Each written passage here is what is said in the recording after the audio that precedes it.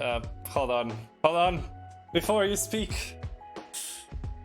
Wait, before you speak, I shall say hello everyone, and welcome back to Tomb. Alright, Estani, go! Hi everybody, we were chit-chatting and Snow decided to post on stream, so hello. I'm talking about my backup character that I'm close to finishing. I still need to figure out how we're doing gold and stuff, but I can worry about that if Ava dies. Anyway, but she's cool. She's a tiefling draconic bloodline sorcerer. So that's neat. Her stats are terrible. I love draconic bloodline. They're so cool. Just having your own breath weapon is so rad. I think you're thinking Dragonborn. Draconic bloodline don't get a breath weapon. I'm thinking Baldur's Gate. Yeah. I know stuff. However, I did get Dragon's Breath as a spell because I kind of had to. Because I say I kind of had to. I'm a dragon bloodline sorcerer. I gotta have a dragon breath. Yeah, absolutely. But the most fun thing that I got is so her elemental affinity is fire, and I also grabbed, instead of bumping up my charisma at level 4, I grabbed a feat, elemental adept fire. When you gain this feat, choose one of the following damage types: acid, cold, fire, lightning, or thunder. Spells you cast ignore resistance to this damage type. Yeah, nice. It's ridiculous. So basically, the only thing that I can't do is, like, if something is immune to fire, then I'm fucked. But but then I'll just rely on my variety of cantrips. Yeah. But yeah, she basically has a bunch of fire spells. The elemental affinity means that I add my charisma modifier to damage rolls of fire spells. And I also got empowered spell as one of my meta magics. Oh Jesus, you're just pumping damage. And twin spell and you're just pumping damage. Yeah. Notable spells that I got: Wall of Fire, Melts Minute Meteors, or Minute Meteors, if you Minute Meteors. the best spell in all of D&D. Carry on. Fireball, Dragon's Breath, Scorching Ray. I grabbed a shield because I have literally, 13 AC? 14. I have 14 AC. Chromatic Orb, Firebolt, Chill Touch as well, just in case, and then a bunch of utility cantrips. And then I'm a Mephistopheles tiefling, so I also get once per day Burning Hands and once per day Flame Blade. So I'm all about that fire. You're just a pyromancer. I mean, my first D&D character ever was an elementalist sorcerer in 4th edition, a tiefling. No. Okay. Her name was Aiden Xanifer. She was a 4th edition Dungeons and Dragons character. She was an elementalist sorcerer, and I went full in on fire, and I like 2-shot a troll boss, and it was amazing. And I just, I love burning things. So yeah, that's my backup character. I don't really have anything else interesting to talk about with her, I don't think. But she's almost done. Hi, dog. Oh. So she just needs a name, and I've started sketching her. I already had like a drawing because I envisioned this concept for this draconic tiefling sorcerer like months ago. But now I'm drawing her again. Awesome. Awesome. My character's based on a potato alarm clock. I'm going to have to ask you to explain that. I don't think any explanation's needed. I think it's pretty self-explanatory. Alright, yeah, fair enough, actually. Potato alarm clock. Alright then, Jelly, have you given any thought what your backup character is? I haven't actually. I'm sitting here thinking maybe I should have a backup character ready. I mean, just in case you die, because it could happen. God, I'll have to think. Okay, I'll plan. I was thinking, not to, what's the word, jump the gun, but we might be heading tombwards in the next session or two. So I was thinking like we can talk about what happens if somebody dies in the tomb and like how we switch things out. I was thinking, we'll essentially not that I'm expecting it to happen a lot, but I was thinking it might be helpful if we have like a quick switcheroo process. Well, I will say that there was the idea that Lily is just funneling adventurers towards Omu. Yeah. So it could just be, yes, I've newly She's in arrived, and good recruitment now. and thanks so much for clearing out all these traps so I could reach you quickly. She's become a headhunter. But yeah, I really like that idea. So I'm down for that, like, as a reason why all these adventurers are showing up.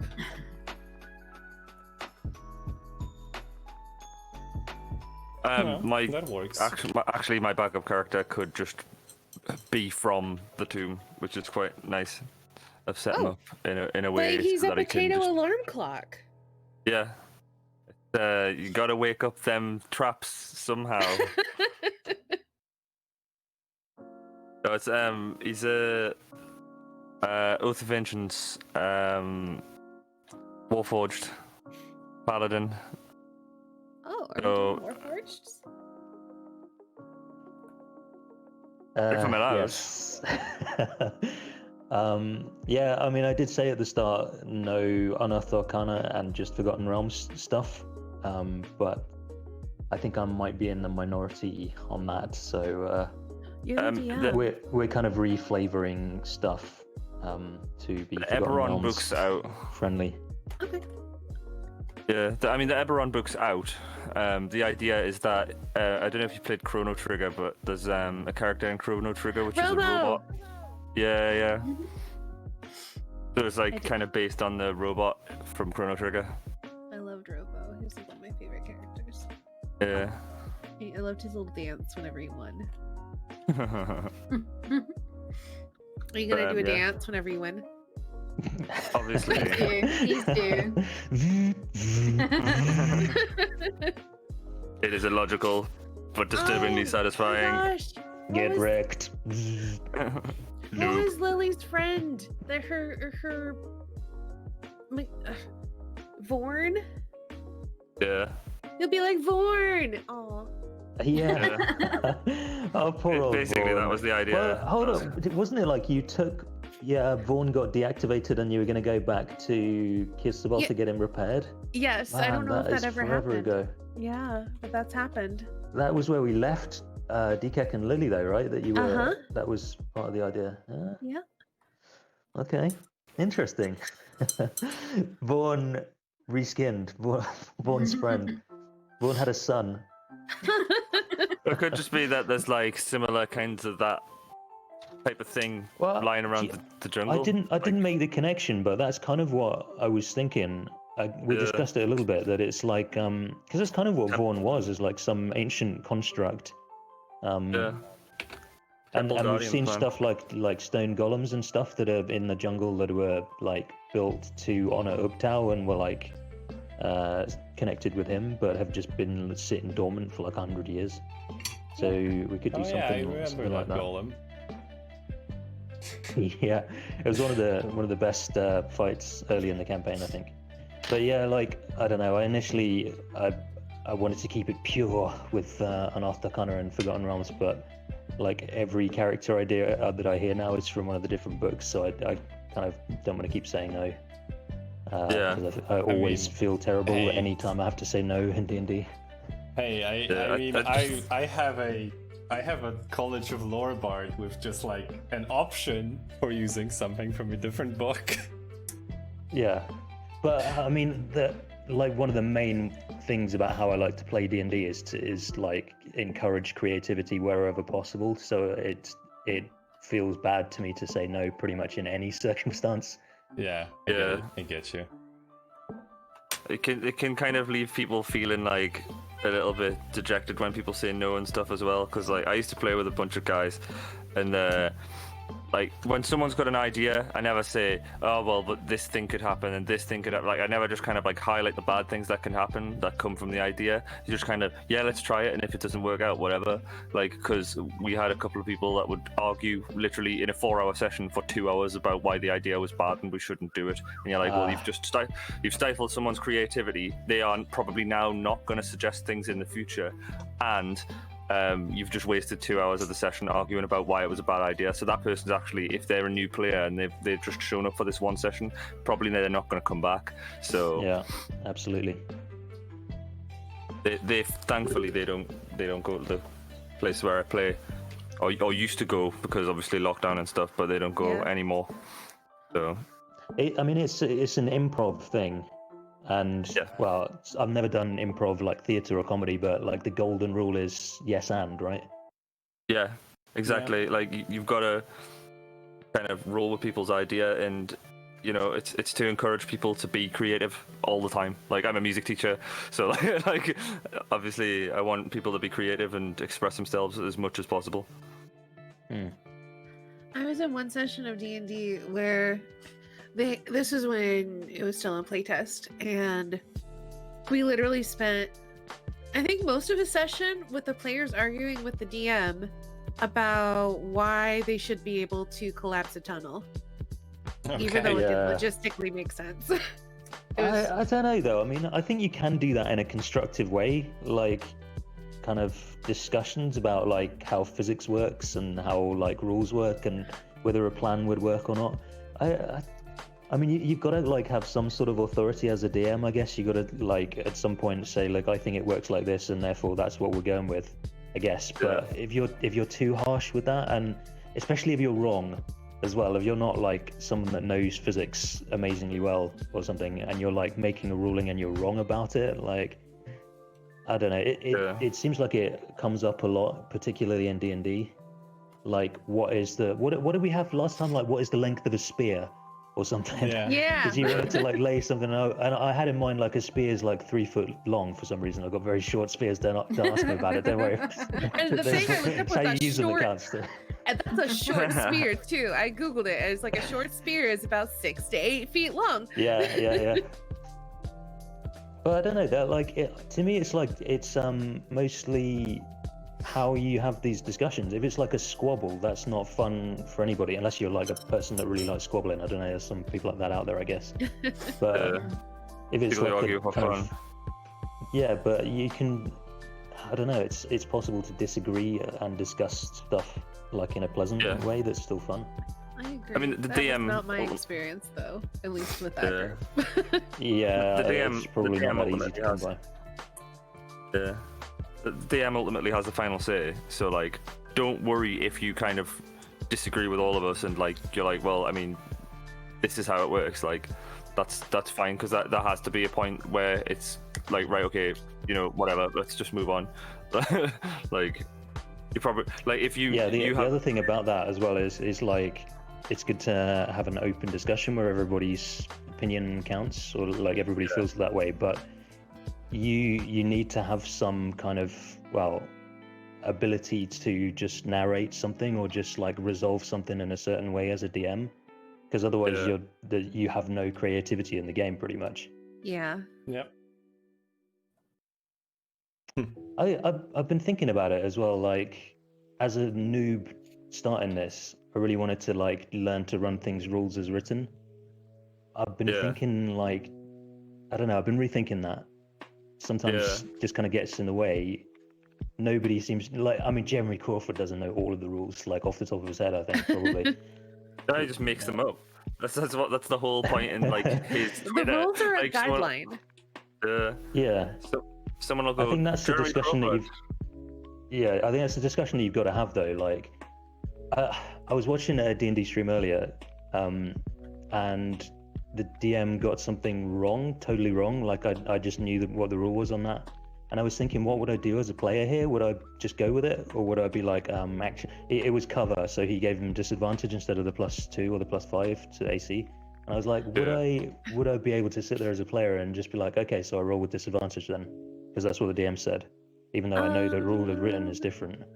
For me, I would probably call it out if it's something that disadvantages me, or if I knew it. I'm like, I would probably be like, but the thing is, like, don't want to like contradict you or make you feel like you don't have authority as a DM. So it is definitely a tough situation. Yeah, and that's why I'm trying to see it from the player side as well. Like, if I was a player in that situation and I felt like, well, hold on, disadvantage. I think fair. disadvantage is for like a 5 difference on the roll on average. So if it should be 2 AC and I'm getting -5, it is like a rules mechanics disadvantage that could kill my character. But equally, like, do you want to be the rules lawyering player? I don't know. It's a really fine balance. I've always been like, told a lot of as long as it times I makes the game struggle cool. with this. Like, a lot of times I will struggle with this, even in this game, like, where I'm like, I don't know if I should say anything. Yeah, I understand. It's a difficult one. I think these are like mainly D&D specific issues because other systems are a lot less rules intensive. Some other systems anyway. I guess there are other systems that are more rules intensive. Whether there definitely are. Burning Wheel. I think as long as it makes the game cool. Like, as long as something that you do makes it like makes something cool happen. Like the other week when I was being sneak attacked by that thing, and it was like, well, can I Shadow of Moyle and kill it that way? Yeah. That got me thinking though. I'd like to do more stuff like that where I don't know how. There must be a way to do it to like have group buy-in to be like, look, sometimes. Well, it's rule of cool, I guess, is the way, right? Like, sometimes we just waive the rules. We all know that's happening sometimes. That's how I've always been taught to play. It's like if you can role play a cool way of making whatever your argument is happen, then whatever's cool happens. But sometimes what's cool is like I run up to the wizard and I take my 2 swords and I swipe them across each other in a cool like scissors motion, and I chop the wizard's head off and I throw it out the window. And you're like, but this wizard's level challenge rating 18 and has 200 hit points, and I don't care. It's cool. Within reason, like cool. Obviously. Within reason. Yeah. Like, obviously, Can't all be the fun. You gotta have a line somewhere. Yeah. Can't all be the funds, exactly. Well, I don't have a speaking of, but do we want to go into actual game and play some Tomb? Let's do it, buds. You could have had a speaking of being very cool. Yeah. Or Nice. Speaking of D&D rules squabbles. Let's play D&D. Shall we have a squabble of our own? Let's play D&D. I forgot who did it last time. I'm just going to pick somebody. Phil, if you would do the honors, sir. Last time on Tomb of Annihilation. The rest of you guys got to raise your level because Phil gives us a theme tune. Even sings a song every time. He's a musician. Give us a break. The group infiltrated Moa's shrine and claimed another of Omu's puzzle cubes, even managing to leave some of the traps untripped. Thanks in part to Graemy having a strange and unexpected revelation of how the ancient pit traps worked, knowledge which just seemed to appear in her mind as if placed there by some being of immense power and intellect. However, this sudden influx of knowledge was not enough to prevent Graemy from tripping the biggest trap in the shrine. As she set foot in the inner chamber of the shrine, towards a puzzle cube which Aldrig and Ava had already determined was illusory, she triggered 12 animate statues to unleash a barrage of magical arrows, making a porcupine of poor Graemy, and very, very, very, very nearly cutting short her quest unceremoniously. In the end, she lived to fight another day, to stab another stab, to sneak another attack, to trip another trap.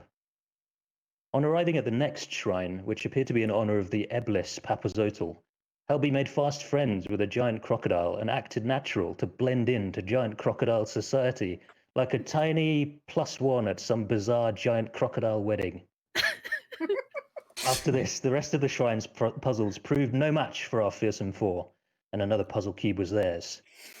The next stop was a shrine to the Sioux monster Wongo.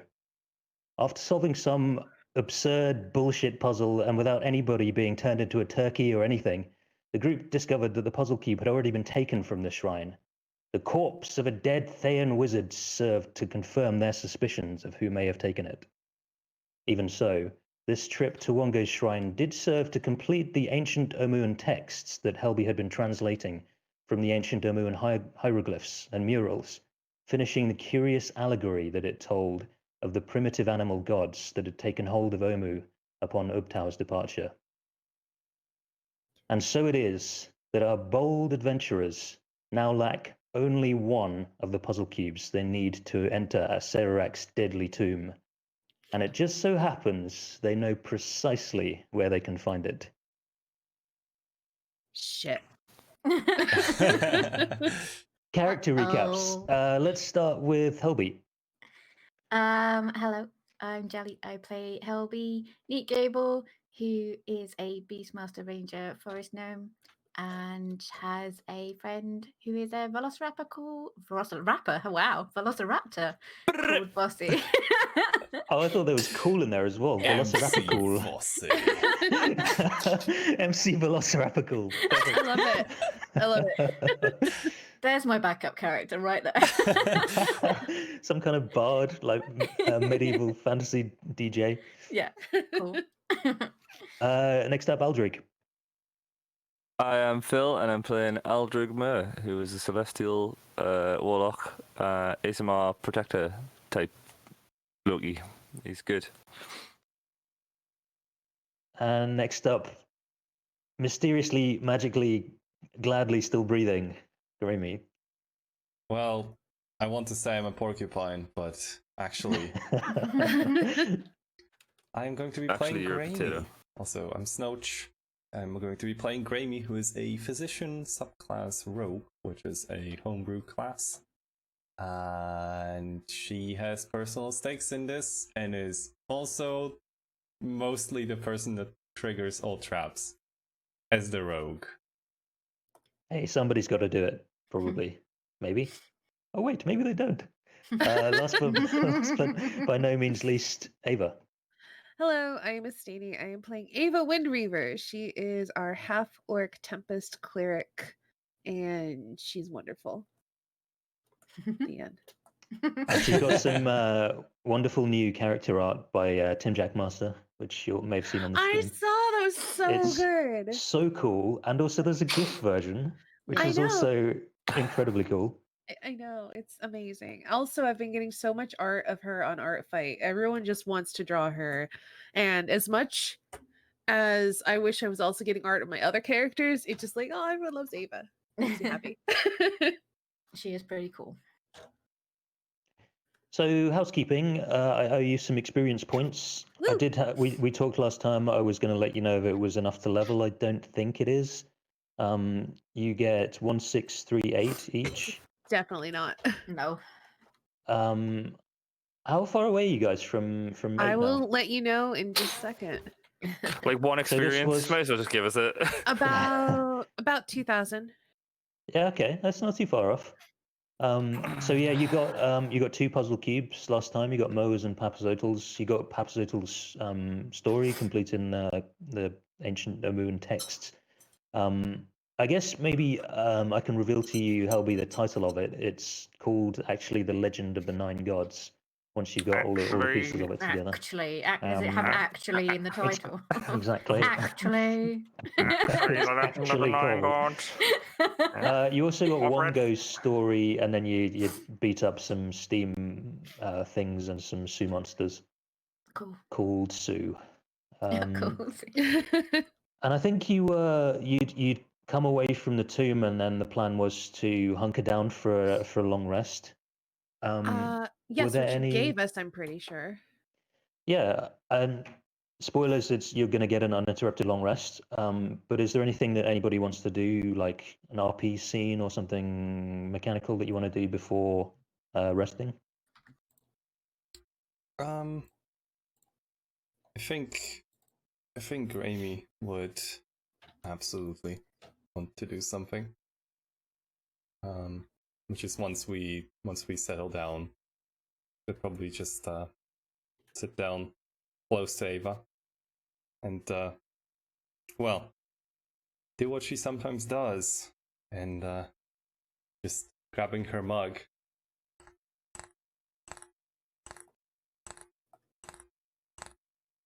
Graeme, are you all right? Well,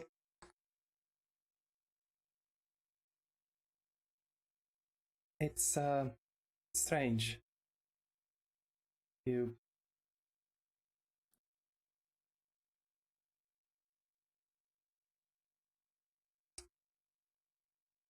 Those traps that the pitfall traps, right? Yes, I remember you worked out how to jam them, which was quite useful. Well, that's the thing. It didn't really feel like I worked it out.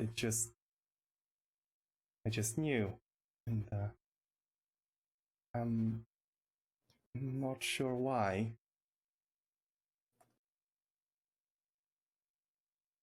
Have I ever heard of anything like this before? I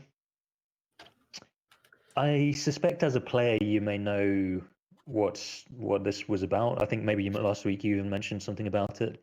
So yeah, as a player, I know. I'm going to leave that up to you because I think it's possible that you might have seen similar things Can I when make you were like a training. Can I make a religion check?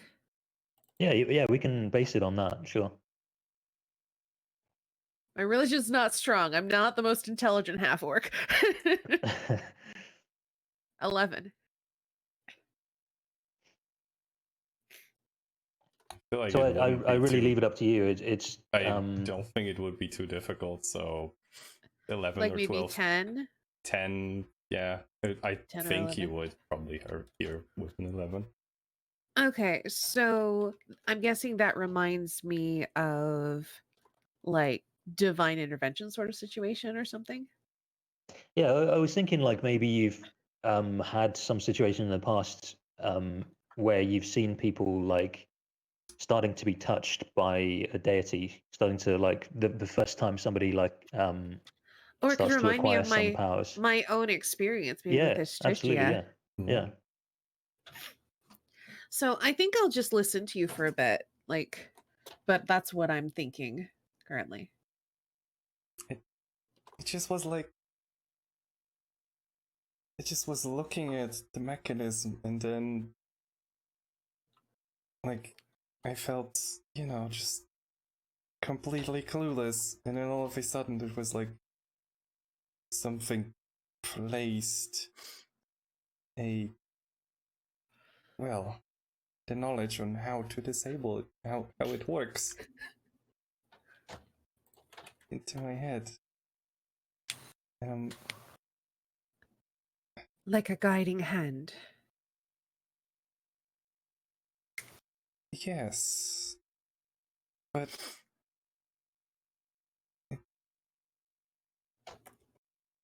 I'm a bit afraid of what this is, but it doesn't feel threatening. Why are you afraid?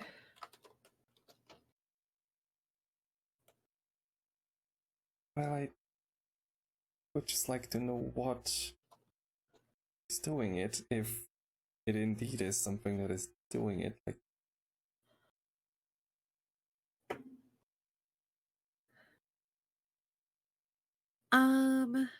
I think I take the mug out of your hands. I set it down on the ground beside us. And I turn to face you a little bit more fully. And I reach out and I take both of your hands in mine. And I say,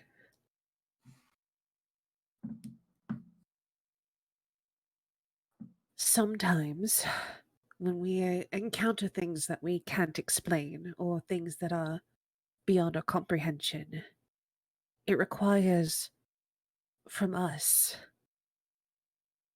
an act of faith.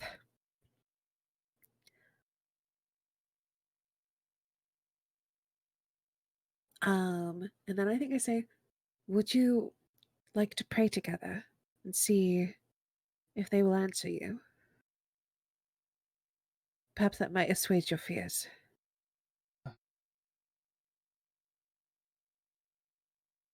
Like, without words, Grammy will just nod. Okay, I will help you make a religion check or something. Okay. I mean, Derek, what is this? What am I doing? Yeah, one of you make a religion check. I think you can choose which of you has the higher religion skill and do it with advantage. I mean, I have 2. I have 3. Sure, you do it. All right, I'll try. Wish me luck. Hey! Ooh. That's a very good roll. Yes. You were prepared for that.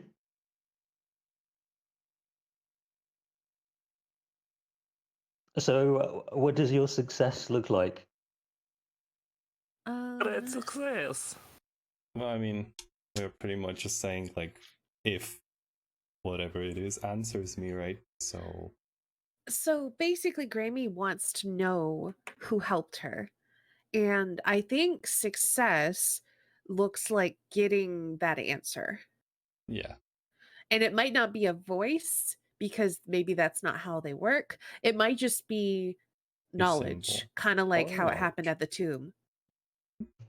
So it's just Grammy, you used to hang out at the Temple of Gond, right? In Port Nyanzari? Yes.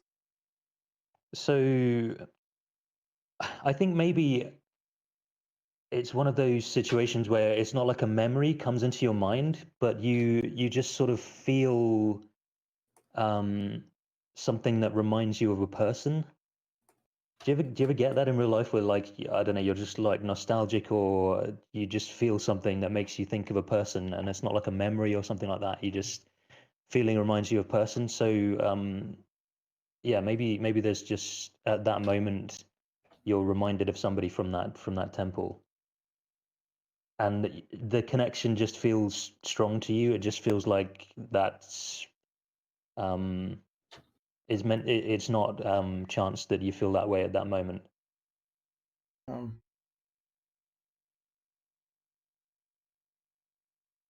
Like, open my eyes and look at you. I think I squeeze your hands and I say, did you find what you were looking for? It's Gond.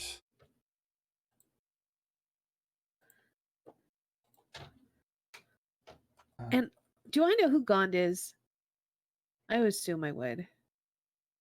Yeah, I think probably. so. Yeah, it's very like widespread knowledge. And he's like what, god of like tinkerers and invention and knowledge and that sort of thing. Yeah. So I think I just kind of nod and I say, and are you still afraid?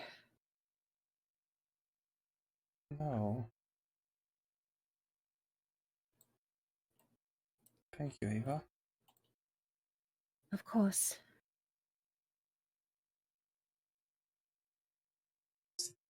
Did something like this happen to you as well?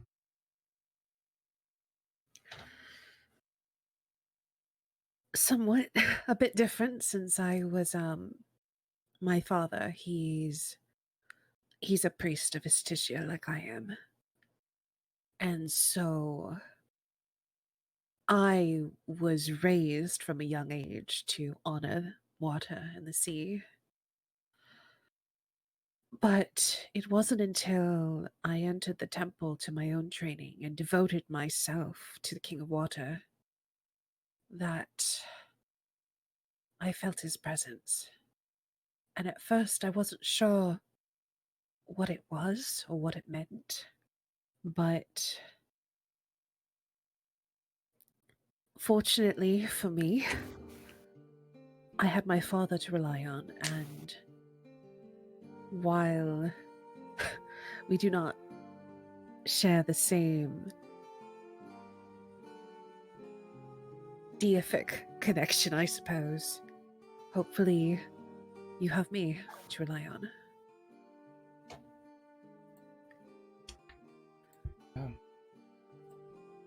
So, I mean, what do I do? And why me? Those are questions that have no easy answer. But Gond clearly has seen something in you. Perhaps it is the quest that you undertake. Perhaps it is something in the essence of your nature. But if you wish to devote yourself to Gond, he is clearly listening. But that is a choice that you shall make. There's no obligation. But you have his attention. Right.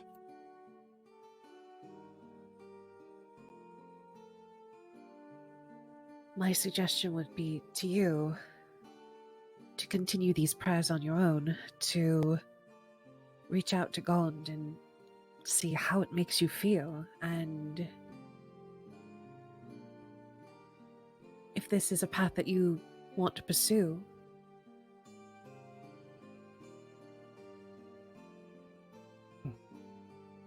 It's seems like a very big choice. It certainly is, and it's not one you have to make right away.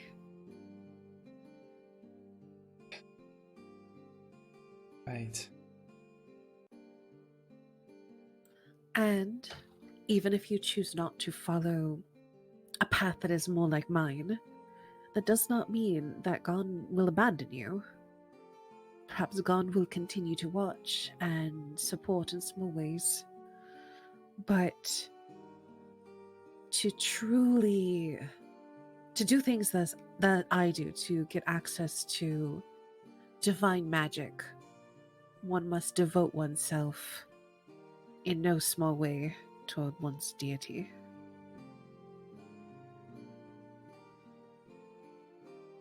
Take your time.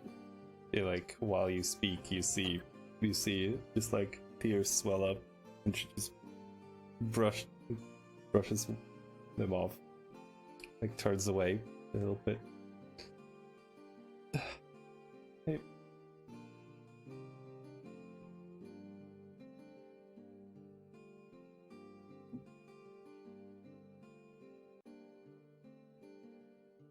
Thank you, and I'll keep that in mind.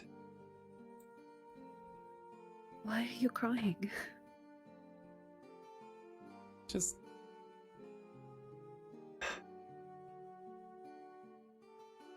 when I was little, I wanted,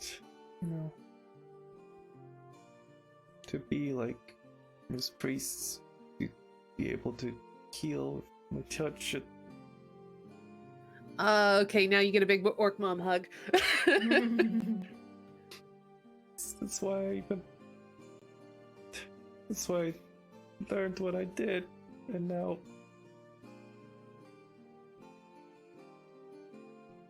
might be happening after all.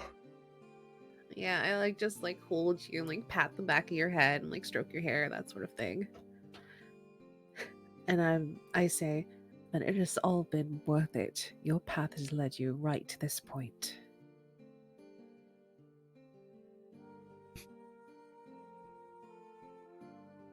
I just get a squeeze.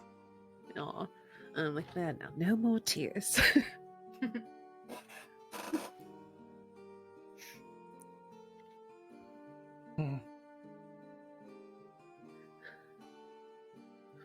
Yeah, I've never had such a good friend as you. I'm glad you think so.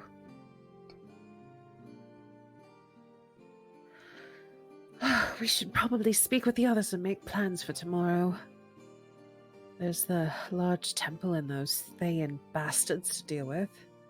Yeah. And also there's the amphitheater, which we're not far from, and I would like to check out in case there's anything there that can aid us in whatever we end up doing. Right. Take a moment if you need it. I will go rejoin the others. We'll be waiting for you. I'll be a minute. We'll be waiting for you. I'll pat on the head as I stand up and I go sit with the others.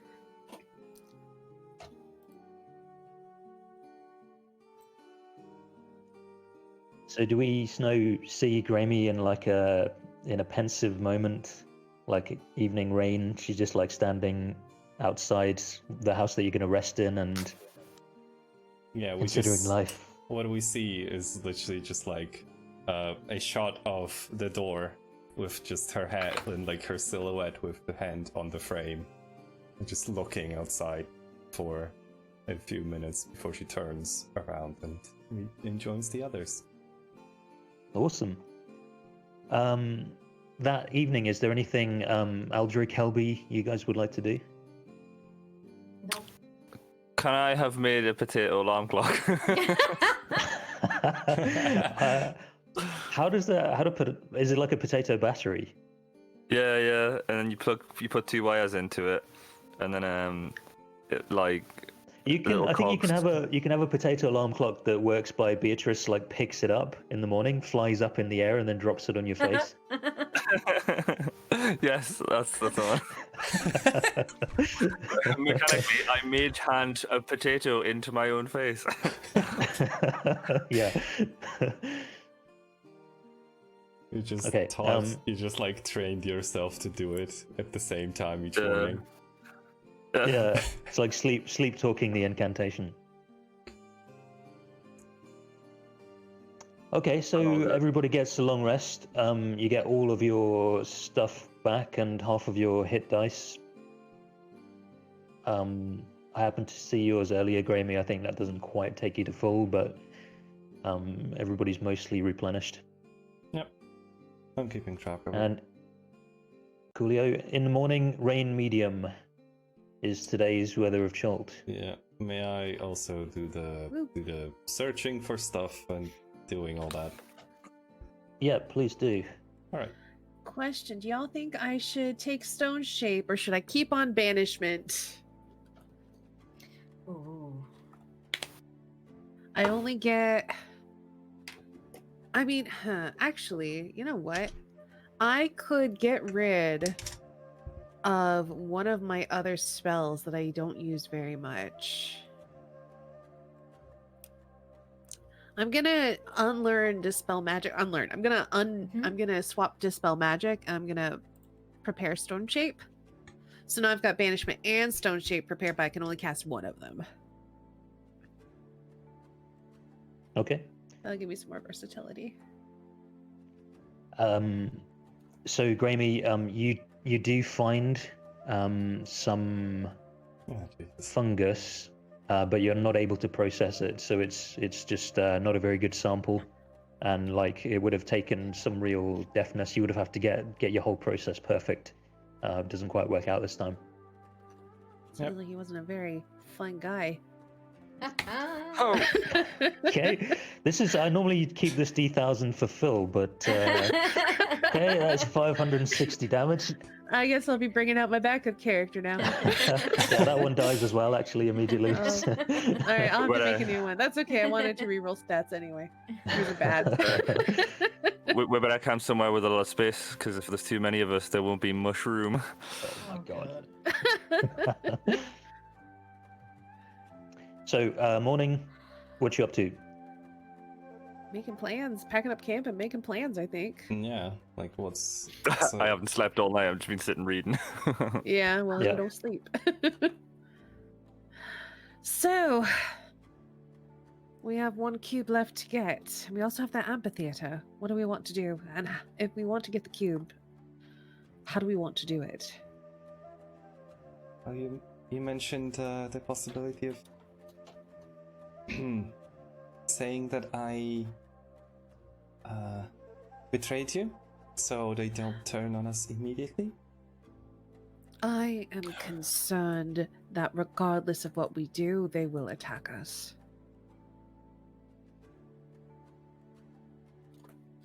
Well, let's shoot first so that they can't. Do we feel that we can take them out?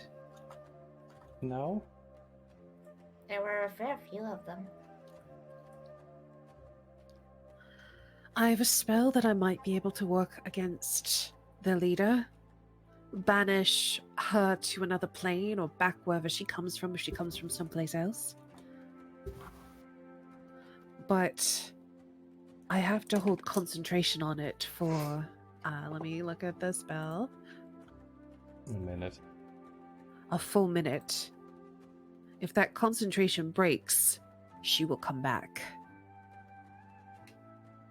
Then we will kill her. You say that like that's going to be very easy.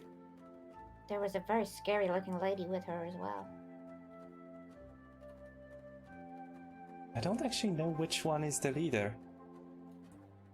You spoke with a woman that was all decaying on one half of her face. Yes, but that woman was very adamant about, other people speaking out of order, and there was this other one that spoke, and it was perfectly fine, so I'm not sure if perhaps that one is the actual leader.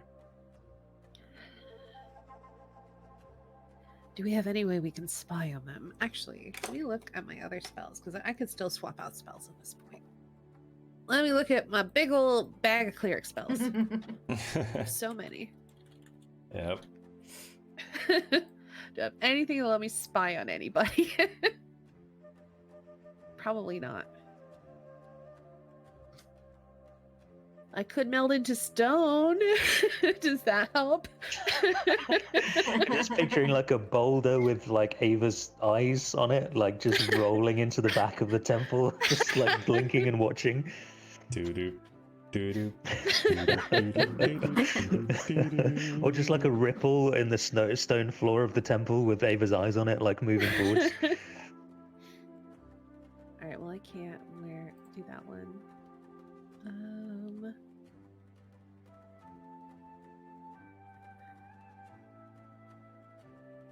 Yeah, I don't think I can do anything to help with anything stealthy or whatever.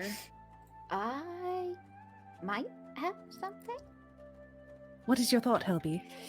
Well, I can use a spell that lets me I have to find a willing beast, and I can see through its eyes and hear what it hears. So I was thinking if we found like a small rat or something, I could maybe send it in, see what I can hear. We could spy on them. Any more information would be useful.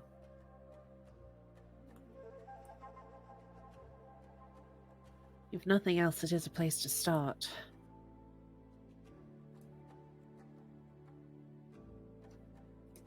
It's a concentration for up to an hour, so... We get to go on a mouse journey. Whee! Derek, can I find a mouse? Easily. We should focus on locating the cube first, right? Well, I could look around as the mouse.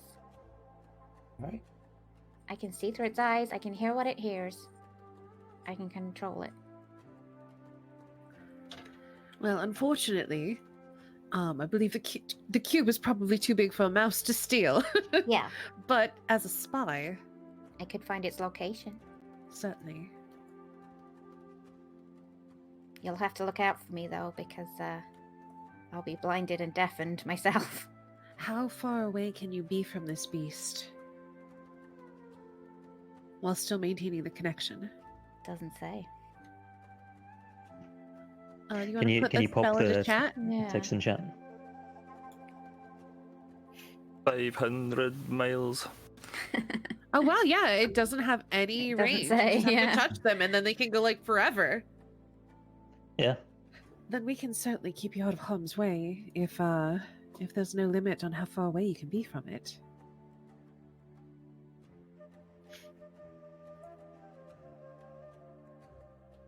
So what do we think?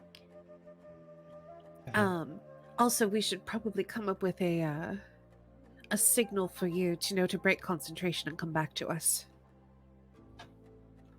Okay. Like perhaps squeezing your wrist or something to that effect. Yep, that sounds good. So, Helby, it needs to be a willing beast. So you could just try to be friendly to an animal. I think there's no shortage of animals in this place. Like, it's being reclaimed by the jungle, so you could easily find some small beast. And I have got speak with small beasts. Yeah, so you've got a couple of spells So that would help you, or you could just try an animal handling check. I'll try an animal handling check and see. Okay. And she literally can't talk with them because she's a gnome. That's a gnome feature. Okay.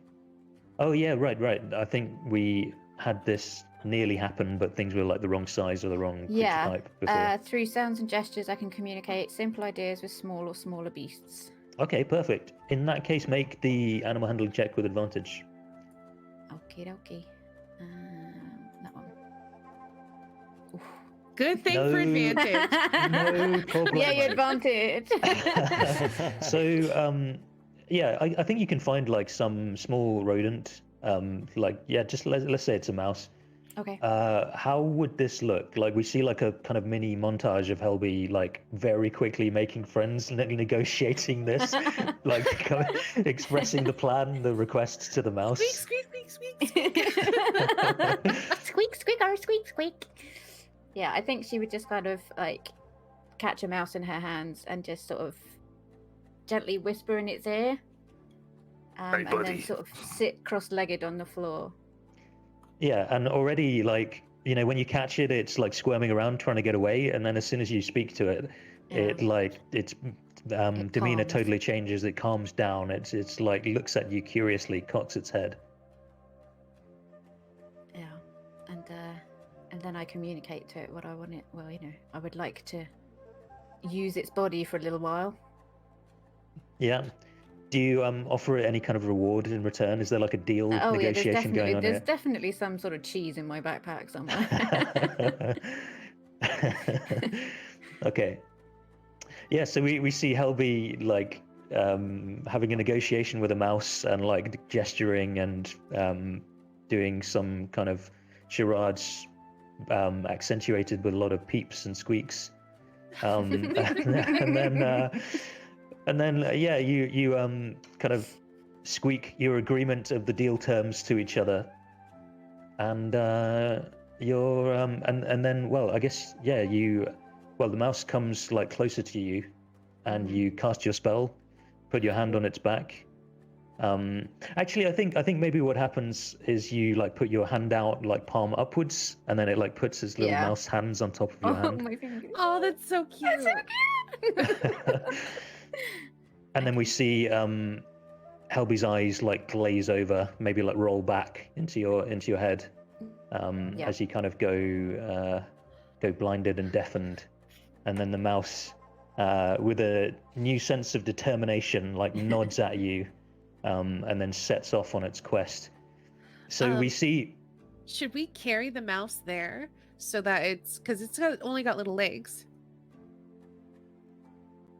It It's might very not kind of make you it. to offer it a lift. I don't want to make you walk all the way there. The spell is set duration. If it takes an hour, it might not. Yeah, get there. that's true. Yeah. How long would it take it for it to run there? I think a mouse could run there within an hour, but you could, you can escort it there as well if you prefer. I feel like somebody should take the mouse there because we can get there faster, and then that'll give us more time for it to look around and try to find this cube. But I think that like only maybe one person should go. Grimmy. Yeah, I can do that. Don't go Well, too thank you close, for though. volunteering. Try to make sure you're unseen. Obviously, I look to the mouse in Grammy's hand now, and I say, obviously, Helby, if any danger comes to Grammy, come immediately back to us and let us know, and we will rush to her aid. Otherwise, if we need you to come back to us. I will squeeze your wrist. Squeak, And squeaker. And I give you both a nod. I'm like, all right, good luck. Don't die. Squeaky. I shall attempt to. Okay, well,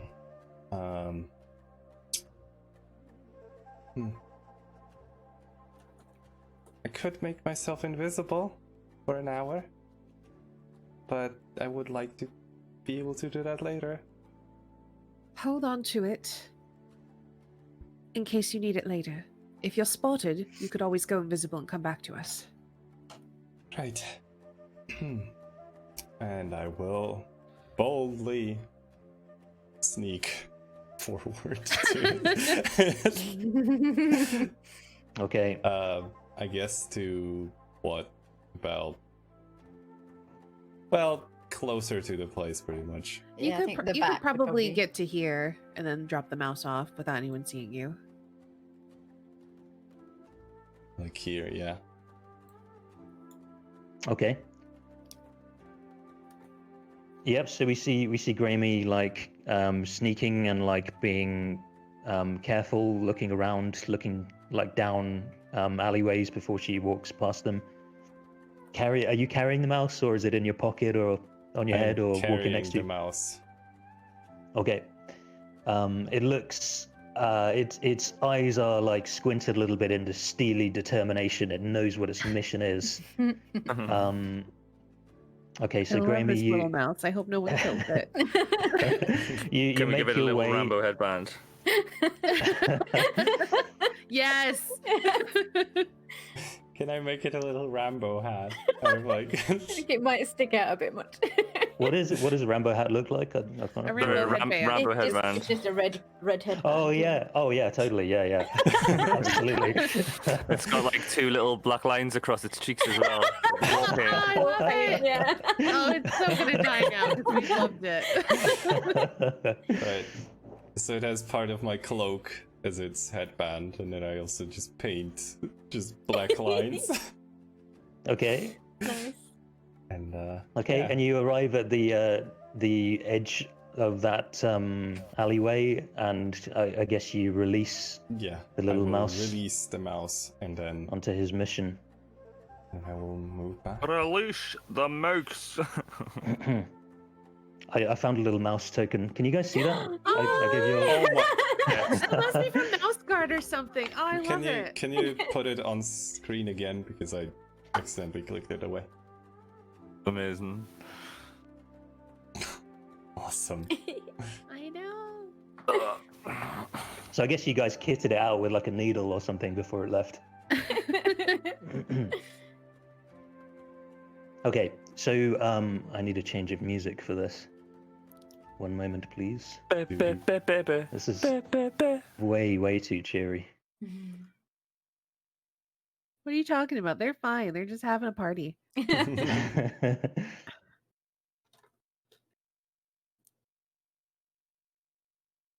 Dun, dun, dun, dun, dun, dun, dun, dun, dun, dun, dun. That super intense music where it's just all low stabs. So we see our little mousy friend depart from Graemy, and then I think we've got like a third person over the shoulder camera of this mouse as it's running along. Like we're quite close to the ground and we're tracking it, and we see it like run down the side of the temple and make round the corner. There's nobody there. The guards that you saw previously last time you were here that were at the front entrance, no longer there. The mouse sneaks, I think it like sneaks its head around the door, like has a little peekaboo around first.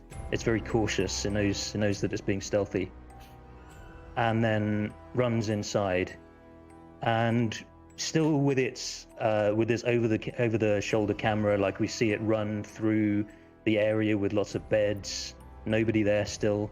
We see it run up to like the central fountain area, and then as it gets there, it gets in range to see where all of the Thayans have gathered around this area of the temple, and it like, I think it like it slows down and begins to like sneak even more, and then takes like a position like behind the little brick wall on the side of that bridge and like watches closely. And what our little mouse spy sees is Zagmira with a insane, crazy look in her eyes, like a kind of cruel, gleeful look in her eyes. Zagmira being the lady that we saw, the Thane wizard, who has like one half of her face like young and beautiful, one half of her face like aged beyond any normal human age range. She is like making spellcasting gestures, incantations, and we see in front of her we recognize one of the guards that Graeme and Helby spoke with previously. The nervous guard that wasn't quite sure of his position or seemed to be like learning. He is now like kneeling in front of Zagmira and like shaking, and we see his skin like withering and aging as we watch. His life force seems to be getting drained from him, and as we watch it being absorbed into your old friend Orvex, who, as we watch, as our I think we like snap back to get a reaction shot of our mouse, and his like lower jaw trembles a bit as he watches. He like recoils a little bit. We see Orvex de-aging as he absorbs the life force from this guy, and he begins to look younger and younger, stronger, faster, and then he rises and like bows to Zagmira, and I think our mousy friend and this guy collapses dead. I knew we should have killed him. I knew we should have just killed him. And we just hear just in earshot of the mouse, Zagmira say, "You have served me well, Orvex. Continue to do so, and rewards beyond your wildest dreams can be yours. Take note, all of you. My powers surpass most mortals. Serve me well, for surely you don't want to anger me." And I think with a peep of fear, our little mouse spy decides that he's seen enough and he's had enough of this shit, and he realizes his moment of like them all being distracted is coming to pass, and like runs back out of the temple and rejoins Graeme. Oh, you didn't even look for the cube? Oh.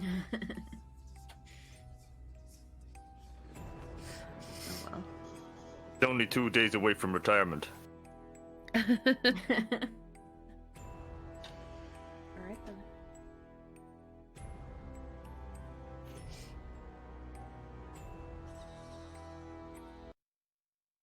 Abrupt change of music.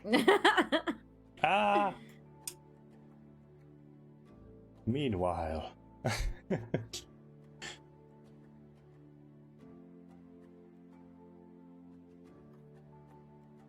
So, I guess you come back to us, Helby?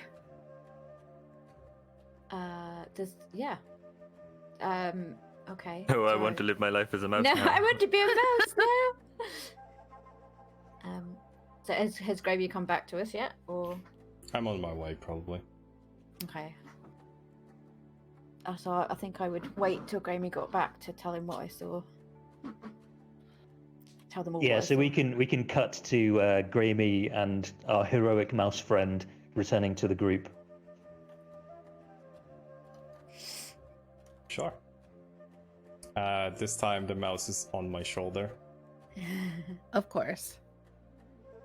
Okay, so I think Helby's eyes would kind of roll back round in her head, and she'd sort of blink a little bit, and she'd say, Okay, so the scary lady with the half of a face that's good and half that's bad, she did some kind of magic on one of her guards. It looked like it gave his life force to Orvex, and Orvex is now very young and looks kind of dangerous. But I didn't see anything else. The mouse got too scared, he ran away. Well, that's problematic.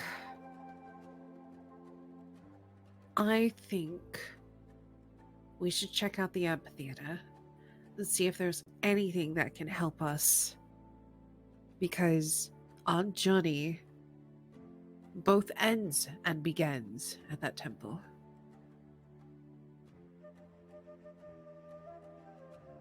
Agreed. I say as I literally I'll just feed the mouse like cheese. Yeah, I think Helby's handing you cheese and you're giving it to the mouse. Thank you, mouse friend. It Yes, shakes its head like it's just like recovering from what it saw. It's like tiny little heartbeat is returning to like whatever's normal for a mouse, like 200 beats a minute or something. It's like slowly calming down. And yeah, like gladly takes its cheese. Shakes its head at you once more, Helby, like, crikey. You humans are weird. And then, scurries away to take its cheese back to its mousy family. Aw. Bye, mouse. Does it have a family? Do you know, Helby? Yeah, he does. Aw. A wife and 20 kids. 20!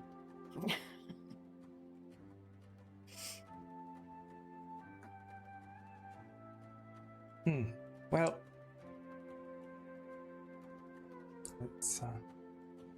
let's go, I suppose. So are we in agreement then? Amphitheater, yes. Yes. Alright then.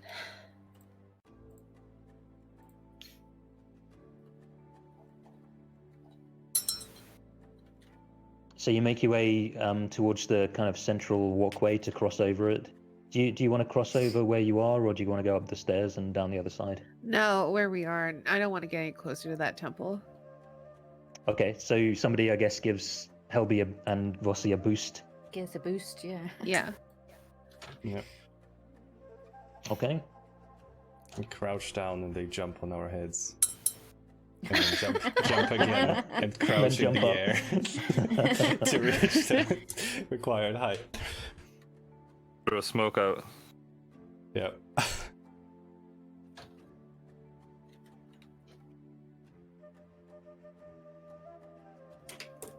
A ruined amphitheater looms over the surrounding buildings. So what you're seeing is kind of the area just in front of the amphitheater. Amphitheater's just a little bit further back. This is kind of some, I guess maybe some ruined building that would have been like a reception, or where people would have purchased tickets or concessions or something when this amphitheater was in use. Vines cling to its steps. Animal statues line its stands. The muddy ground outside is stripped of vegetation. An eerie silence hangs over the area. No birds cry, no insects chirp, nothing stirs. Until that is, something does stir. You hear from the northeast a rumbling of feet that some of you probably have heard probably quite a while back now in the jungle. It's been a little while, but bursting forth from the jungle to the north, from the direction of the amphitheater, you are being chased down by a small pack of dinos. And I believe it's time to roll that sweet initiative. Let's go. Do it. What's initiative? I don't think I've rolled it yet. It's the thing that makes you go last. Yes.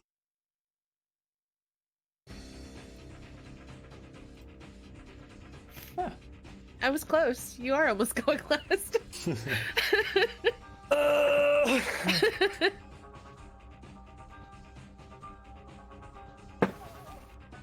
Okay. Is it supposed to be dark here? I was gonna say I can't see anything. Oh, Because it let is me middle check of if the I've day. got the. Yes. Yes, it is. That's Yes. right. I do have old dynamic lighting on, which I should. Oh, but it's sorry. You meant it's the middle of the day, as in you're seeing like torchlight. I'm seeing my Yeah, we dark should vision. have- There we go. Yeah, I we can should see have now, like yeah. Global illumination. I illumination. needed to. I needed to check. So is everybody on the order?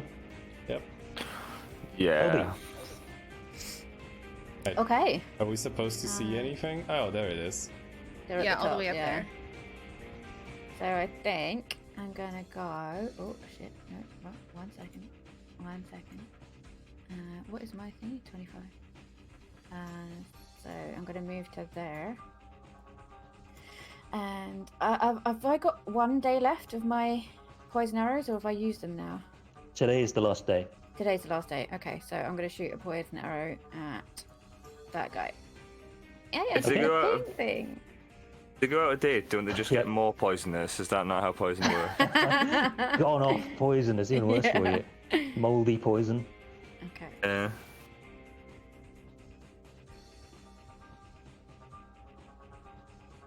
Oh, I'm sorry, I'm not scrolled down. 16 is a hit.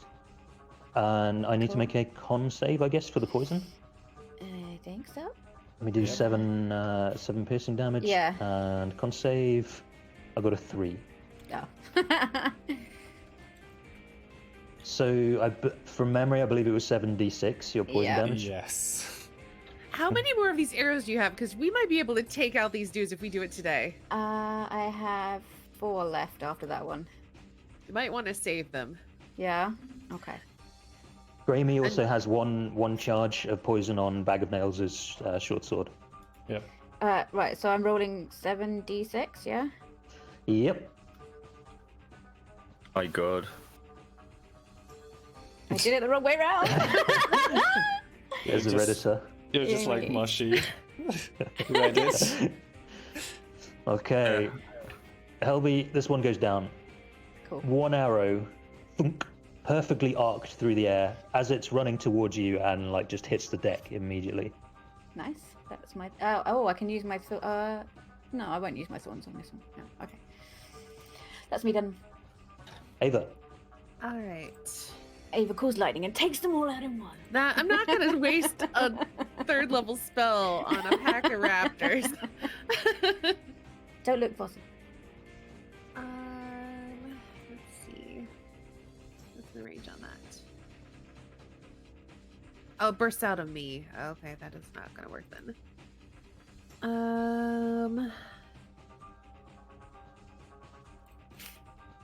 I think I'm just going to run forward and take the dodge action. Let them come to me. Okay. All right, they do. Their speed is that. I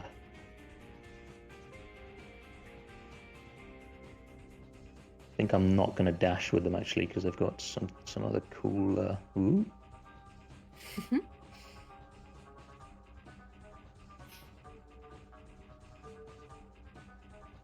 Okay, that's the turn. Aldrich.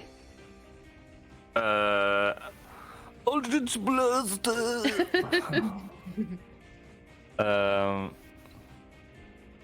Boop. On the closest one, I suppose. Okay. Yeah. And then 14, alright. Yeah. So it's 13 hit. 13 does hit actually, yeah, just. Wow. Another Pia. 9. Okay, you take 2 hefty blasts, and it's like small predator that it is. It's running like its next meal is right there, and then its meal hurts it badly, and it's like a little scared now, and also like limping, not running very well. Is not looking very healthy. Anything else? No. Graemy. Right. I will.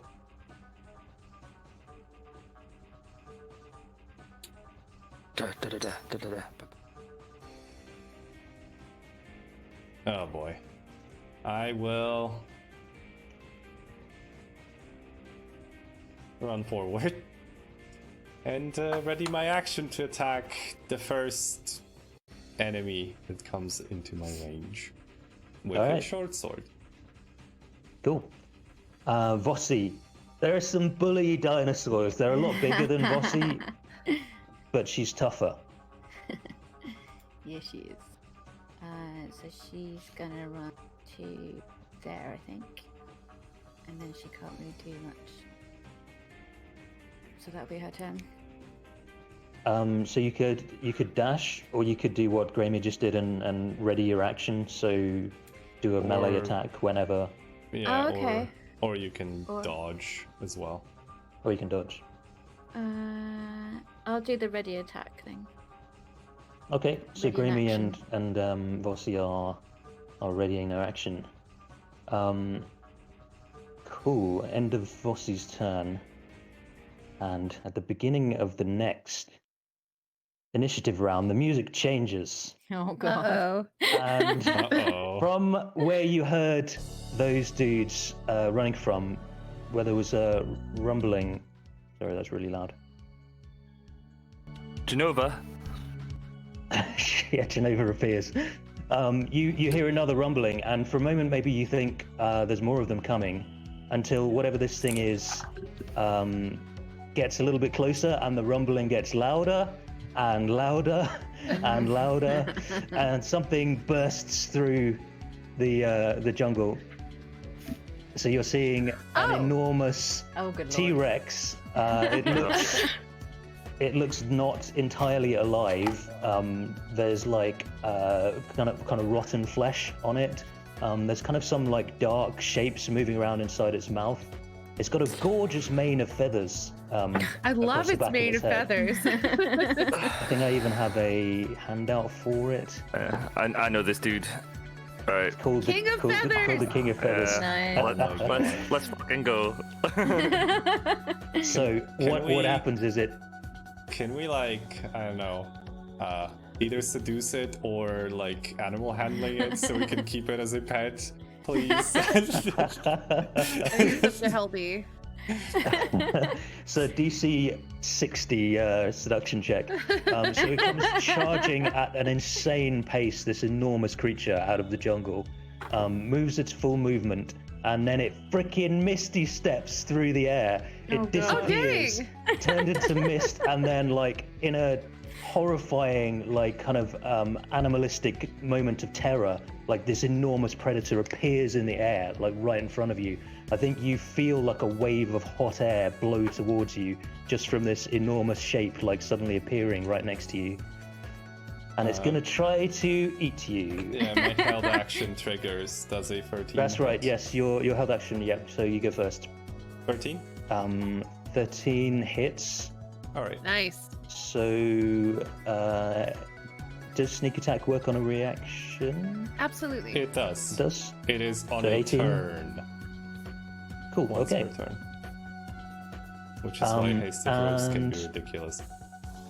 We'll try to kill you both.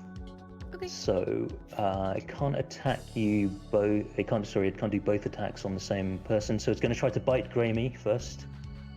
Miss. Got an 11, so it misses, and then it swings its enormous tail at Ava. Miss. For also a miss.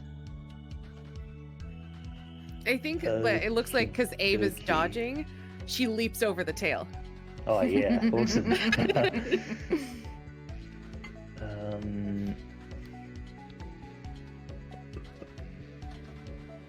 I'm just trying to see when it can do this particular ability. Finger of Death. It's recharge 5-6.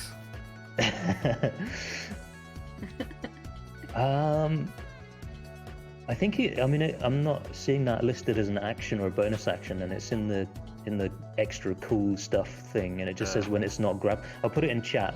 If anybody objects to me doing that now, let me know. Is it a legendary action? I don't think so. It's just below the section where it's not in the action section. It's in the bit above that, like features section.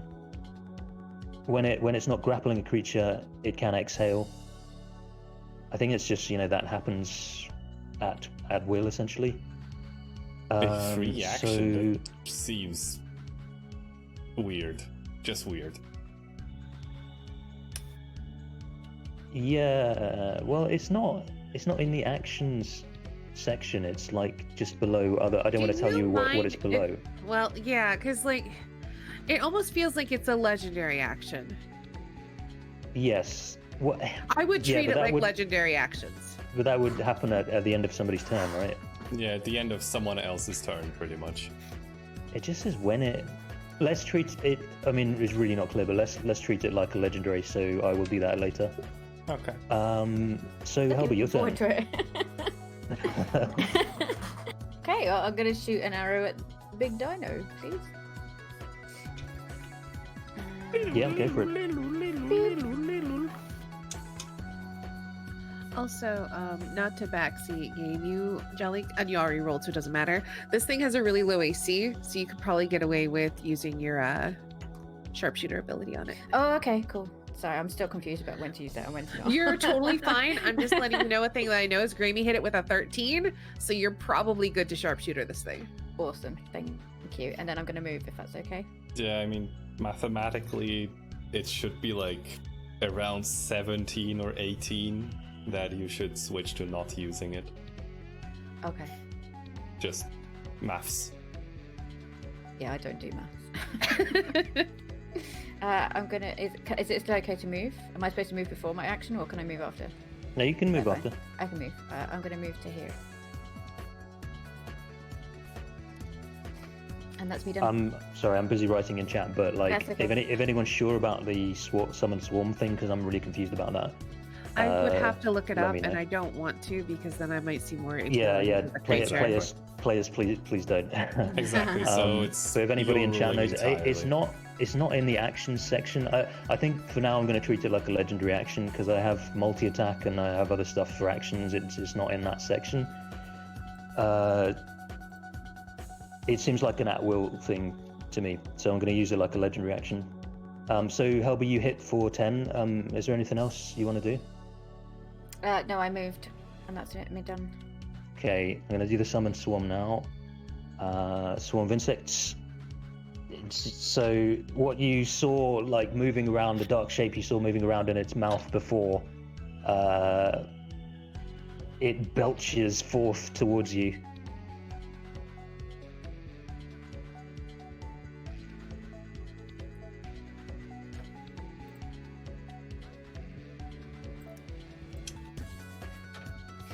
Ava. Okay. I suppose the point about it actually is that it specifies when it acts, so it doesn't really matter when it comes out. You see what I mean? It acts after the King of Feathers, so it doesn't matter when it appears particularly. Yeah, it's just like, does it use its turn to summon or not? That's all. Yeah, I'm pretty sure it does not. Yeah, it's your ruling. Ava, as I said, I'm not looking at. Yep. I'm gonna call lightning because obviously. I wish it was storming right now, but that's okay. So yeah, I'm gonna call lightning and then I'm going to point to basically this square here, so that way it'll hit the King of Feathers and the swarm that it just produced. Okay. With a lightning blast.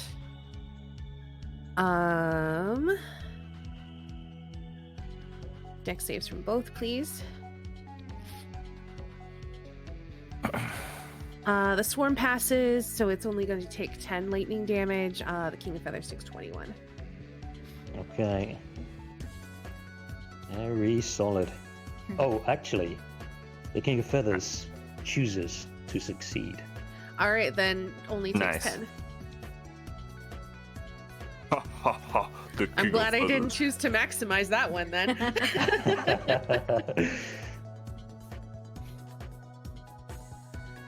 There's not really much else that I can do. I'm gonna put a little dot on me so that I know that I'm concentrating on a spell. So if I take damage, I have to roll concentration checks.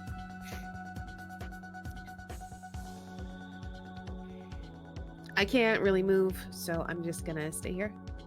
Okay. These boys keep running, and those two charge towards Vossi. This one will sneak around like that, and this one will move past its ally to there. So bitey. So when can Vossi use her action? Yeah, she did have a held action. Held action. She can do it now. She can do it now. Cool. So she's now. Bite that one. Okay. This thing, like twice Vossi's size, charging towards her, and Vossi is not shaken at all. Just immediately bites it. She's gonna bite it. And hits for 8. Nice. Okay, these things got a lot of bites to them. They got three attacks each. So let's see, one with bite, 2 with the claws. So these 3 on Helby, the one closest to you. 13 hit for 4 and a miss. The next one to the bottom left of that attacks Vossi 3 times. Vossi's plus 16, so it's a miss. Yeah. And a miss, and a hit for 4. This one attacks. Sorry, so that was -4 on Helby and -4 on Vossi, yeah? Yep. This one attacks Ava. Okay, miss. Miss. Miss? Ooh. And this one attacks Grammy. There's an 18 for 4.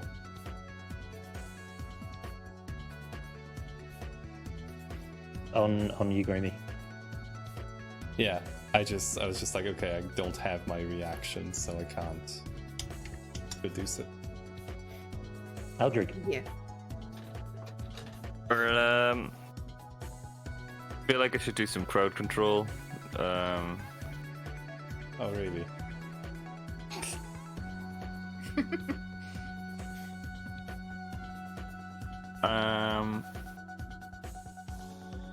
Cha! Oh, cool. Oh. Nice. Oh, wait. Wait, they're gonna affect everybody, though. Oh, God. Oh,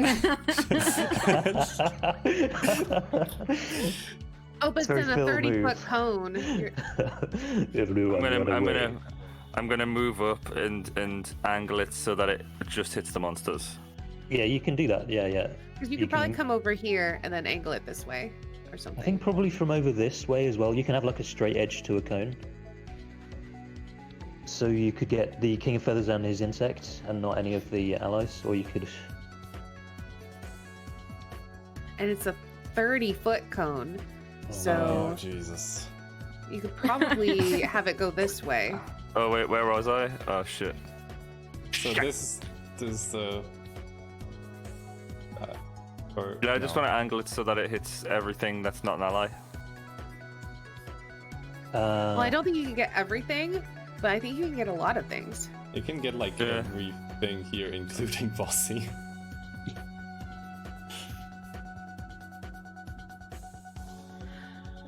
I'm worried that the undead thing's going to be immune to fear, though. So I wouldn't get adjacent to it. Yeah. That's all I'm saying. Well, though it we're probably gonna find has out. reach. Probably has reach. Yeah, I just want to. So it looks like you would need to get Vossi as well if you do want to get all of them. I'll just get all of them except the one next to Helby and Vossi. And also you not won't this get the one. insects and that one. Yeah, so you can get 3 of them plus the king, and not any. Yeah. Sorry, two of them plus the king. Yeah. 2 of them plus Go on, 15, then. I think. Go on then. Look so at with- you, Phil, like going out of your way to not have friendly fire. Wow, man, you changed. Just what happened to just Right, make that's the it. Okay, so This is important, let's right? It is important, and I appreciate it. I think the king is going. Hold on, how often can I do that per? I mean, roll. So I get to first. roll it, and then so our king friend is going to just be like, no, actually, and choose to succeed. And then two more wisdom saves coming up from our little buds. One gets an 18. First one on the left gets a 4. Okay, so that one's gotta go. Also, Phil, you need to make sure you move yourself into a position where you can actually cast that cone. Yeah. I'm just. Where am I? Here. Yeah, kind of where Snow's pointing. Okay. Okay, so you get one of them, and it's got to move and dash away from you. Oops. Cool. That was meant to go better than that. I mean, you did use up one of the legendary resistances, which is always useful. Yeah. Through those. And I can just do it again next turn. If you live. I don't think I've got any bonus action things. I'm just checking. Yeah, it would have to be a cantrip as well, so probably not. I know. I'm just looking for a bonus action cantrip to just I don't think there are any. For a laugh. For a laugh. Yeah, it's fine. I'll just dodge action, bonus action. Hello. Dodge bonus action. Can I do that? You can attempt to. You can, in your mind, you can think that you're dodging. Grammy. Well, okay, I'm gonna play like a proper rogue, I guess. Yeah, maybe you should. Well, I shall stab the king. No, don't stab me. It hurts. Oh, went off a crit. Oh, that's a good. You hit for, what's that, 16? 16. Okay. Oh, the sight of what could have been. Damn it. I know. And I will disengage as a bonus action because I can. Not unlike a warlock over there. Oh, come on. Give me attack of opportunity. What's the worst that could happen? And Man. I will move away from Ava as well as the enemies. Just in case. And I mean, it does open me up so I can use lightning in more places. exactly. And that's my turn. Bossy. Okay, Rocky is going to bite the one in front of Helby again. Okay. Okay. How does it look as Vossi kills this thing that's like twice her size? I think she would just do her pattern, tried and twisted sort of rush at the throat and rip it out kind of thing that she usually does. Yeah. Clinging on with her claws around the neck. There's definitely like an animalistic overconfidence of just, I'm bigger than you and therefore you are food for me. Yeah.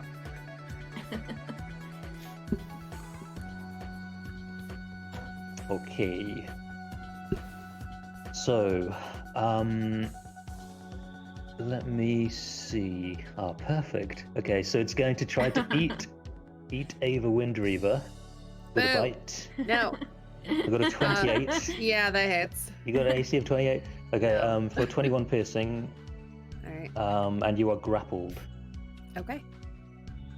And you got to make that concentration check. Oh, that's right. Thank you. Oh, So it's 10. Difficulty 10, right? Because half? Yeah. Okay.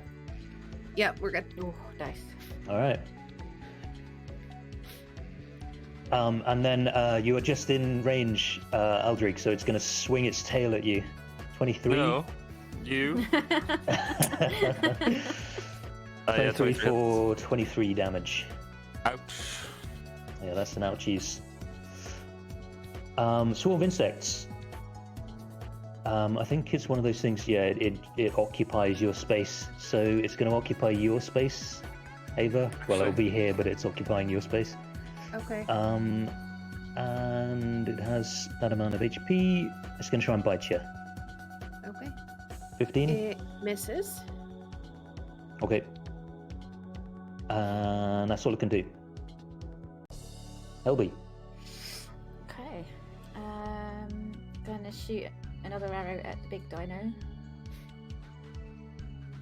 With the sharpshooter this time. Okay. Cross your fingers. Hey. Yep, you hit. Okay, a solid 19. And Vossi's not near, so she can't.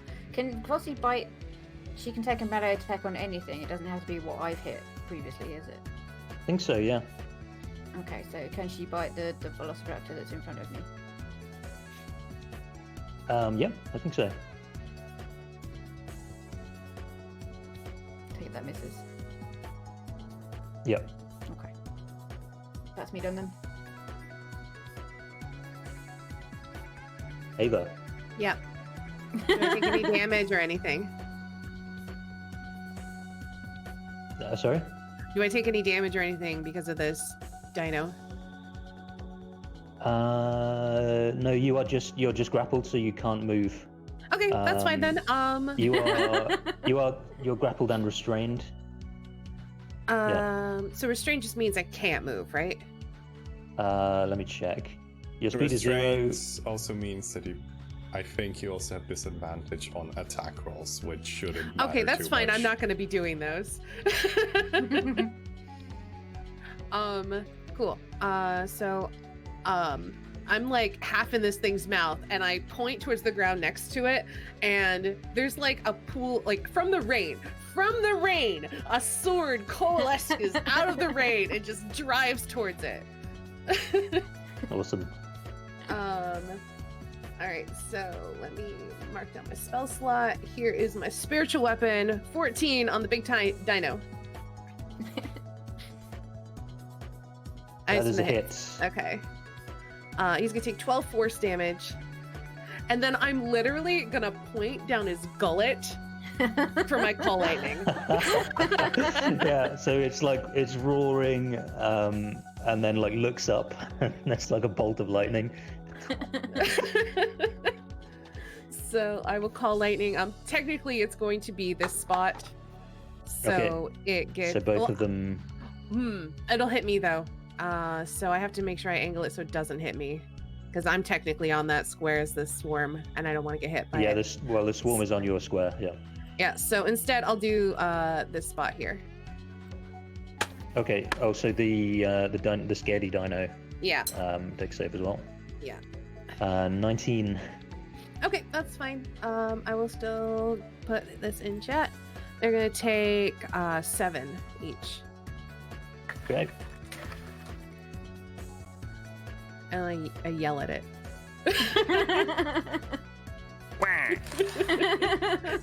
just a primal scream of anger.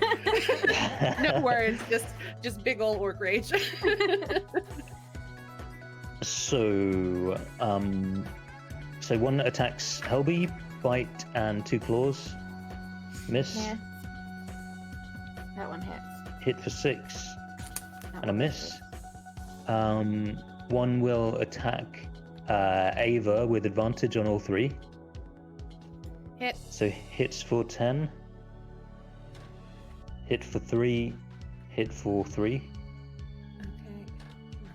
And then one will leg it. Minus 3. And run with its action. Let It's gonna me roll a bunch of con saves. Oh yeah, thanks. Good. So it just legs it to Shoot. the east, and then is 60 feet off the map. Goodbye, lightning. Cool, lightning's down. Okay. Okay. Oh, Albert. does Helby or Bossy get an attack of opportunity as it runs away, or is it disengaging? It can't disengage. Anyone know if this counts as forced movement? I don't know. It uses its action to dash, I guess. So I would say it doesn't count for that. Because like I think forced movement is mostly like, oh, if you get pushed away or dragged away or blown back or something. That sounds right to me. Yeah. So yes, yeah, Helby and Vossi. Then in that case, you can take an attack of opportunity on this thing as it runs away in fear. Okay, I'm gonna shoot an arrow at its butt. I don't think you can. I think an attack of opportunity has to be a melee attack. Oh, is it? Does that mean I have to drop my bow? I don't think you can take one. I think Vossi can, but I don't think you can. Can you smack it with a bow as an improvised weapon? Oh, you could do that. Just trip it up as it runs past. 1d4 damage, right? And with roll strength without proficiency, I guess, would be what it would be, I think. I'd love that, so yeah, go for it. So what am I doing? So roll a just strength. Make a strength check. Strength check. yeah. Okay.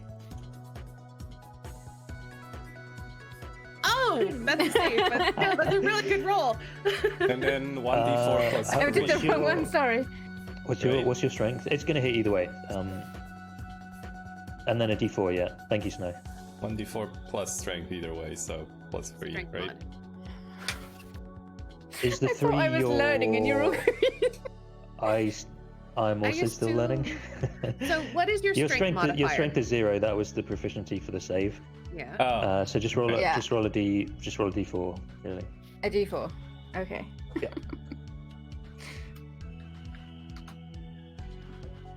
Decent. See, my issue with D&D is I forget rules that I knew. I forget them faster than I learn them. yeah, of course. I mean, the only reason why I know about the improvised weapon is because I played grapplers. And you can take an attack of opportunity with Vosti as well.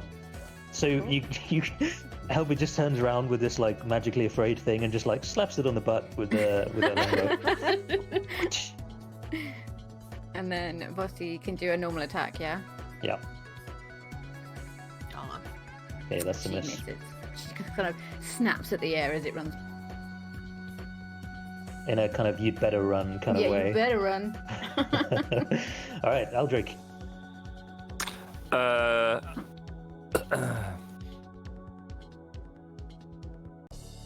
Am I gonna invoke opportunity of attack if I try to run away? You know that you were hit by the tail from where you are now. Okay. So I'm gonna armor back at this. This casts fourth level, I think. Yep, so is a 15, temp HP. 20. I think it's 5 for each level. Oh, because you leveled up now, it's... Okay. Yeah. That's right. And then I'll move to here. So you're going to invoke the attack of opportunity? Yeah, if that's what happens. Okay, because Ava is currently in its mouth, it's going to have to tail attack. 18? 18 hits. For 20. It eats all of your armor, but that's so badass. Yeah. Armor back at this, run away. 20 damage. Because its tail just freezes up. I love it. Yeah. So it takes. Oh yeah, it takes 20. Yeah. 20 cold damage, yeah. Cool, okay. And that's my turn. I haven't got any extra stuff. René. Where is Grémé? Oh, sorry. Should we take our break? Should we do a break before your turn? It's coming up to past. How about we just take a break at the beginning of the big bad giant thing that's fighting us turn? Yeah, sure. Yeah. Up to your preference. Go on then, Granny. Well, I will. The Genova theme is like one of the best boss battle themes. I love it. All right. I will. I will use the alchemy jug to coat my short sword in poison, and then I will run forward. and I shall stab the big thing. Okay. I need to get these things off of come me. on! You still get sneak attack from Ava. It's incapacitated, is it? Not grappled, restrained. Yeah, Correct. It's incapacitated, that where it doesn't count. There you Okay, go. so I need to make a con save. No, it just deals poison damage because it's basic poison. 27. Okay. Okay. And then, unfortunately, that is my turn because I used my bonus action to do that. I need to get these other things off of me. You know what? I'm gonna move here, just away from Ava. Just to give her room, you know? Maybe even here. Yeah, I'm gonna be here. Don't want to get in the way while you're getting eaten, sorry. Vossi. Help.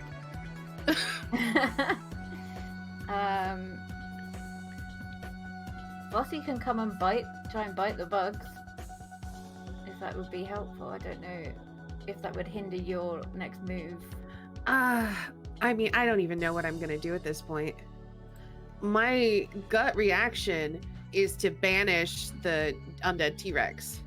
But if I do that, then I mean, I have to hold concentration on it for a minute. I need to get this aggro off of me. Also, hey, where's Gromek? Oh yeah. Oh, yeah.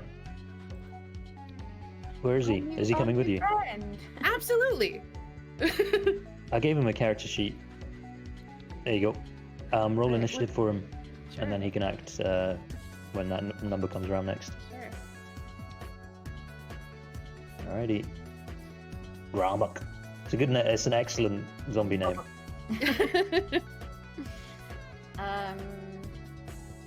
Okay, so Vossi's gonna move and try and bite the big dino. Oh my god. In the butt.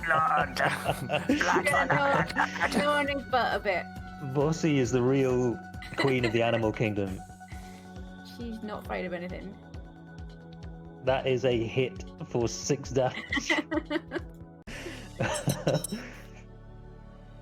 So this thing roars and spins around with Ava in its mouth, and like looks down, like expecting to see some warrior like with a shield, armor, and a sword, having just stabbed it in the tail, and like sees this tiny little velociraptor, and like it's got these kind of arches above its eyes, so it like raises one of those like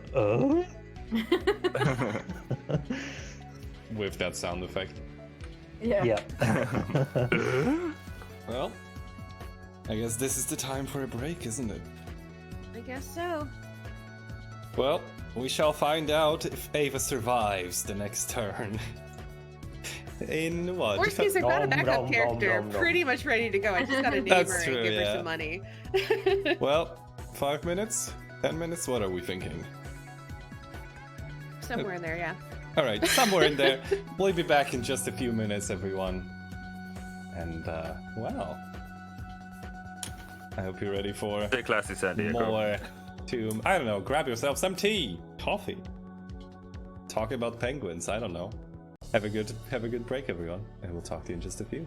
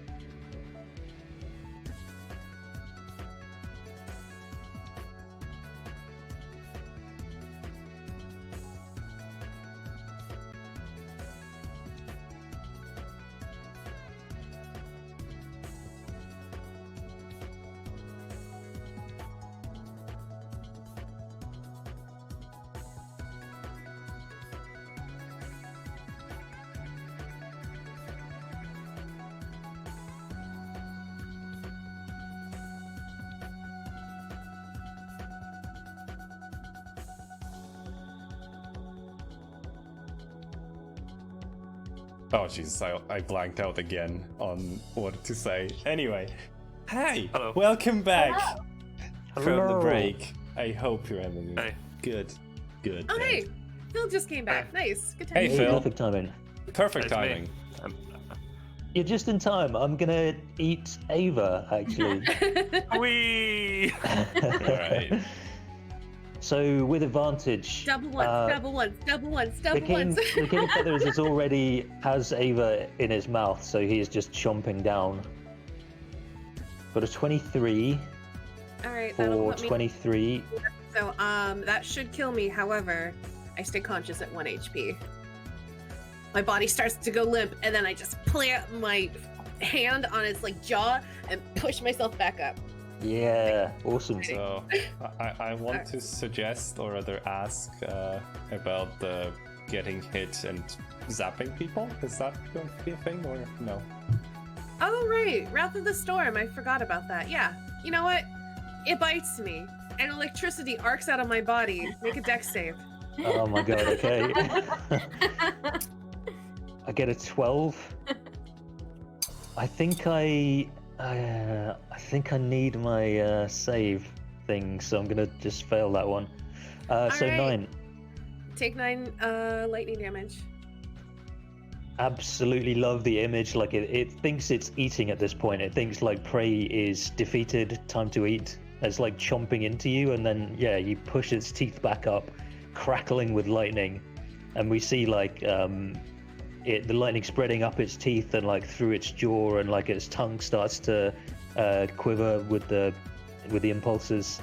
It looks, if I may say, it looks rather shocked. All right, I'm gonna roll a d1000 for you. You take 953 damage. Oof, That was that stings. Ouch. You know what else stings, Graeme? Getting hit with a tail in the face. Missed. Nope. She is not. Okay, so maybe Graeme ducks underneath it. The swarm of insects also tries to kill you, Ava. with advantage. Yeah, with advantage. Got a 16. Oh. Insufficient, right? Misses. I said nope. Yep. Oh, you cut out. Okay. Oh boy. Okay, so Ava, well, survives for the time being.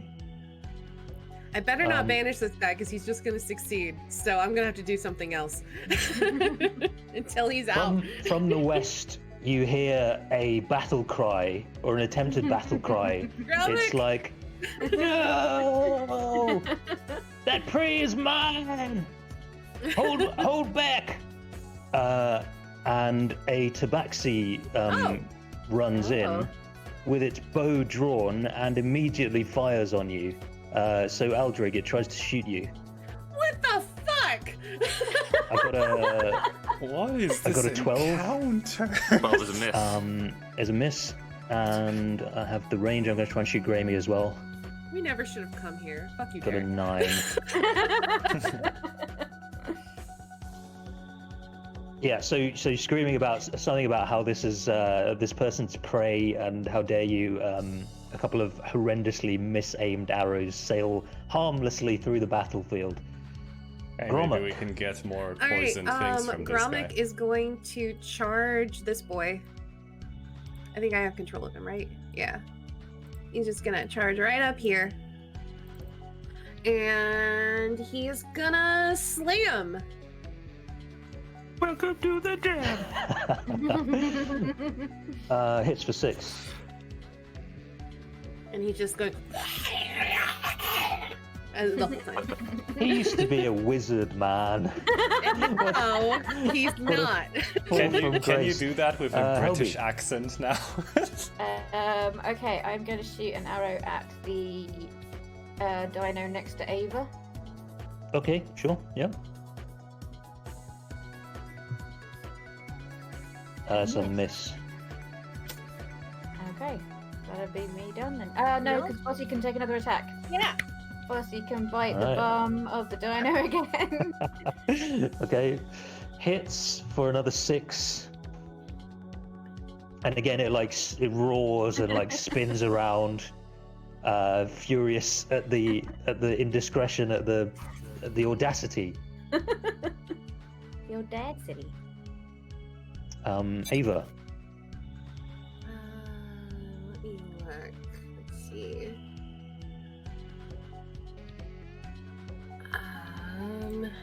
Okay. Basically, anything I do, it's probably going to try to succeed the saving throw. So, I'm going to move my sword here. So it's like in between the dino. Yeah. I'm going to take a. Yeah, no, where you had it. Or are you turning it? No, it's very important that it's facing exactly the right way. Well, it's not facing the right way because it's not taking a swipe at that. Turn Which it to one? the right. Oh, okay, that one. So yeah, it's gonna take a swipe at that dinosaur. Alrighty. Put it on my spell sheet again. 13 probably misses.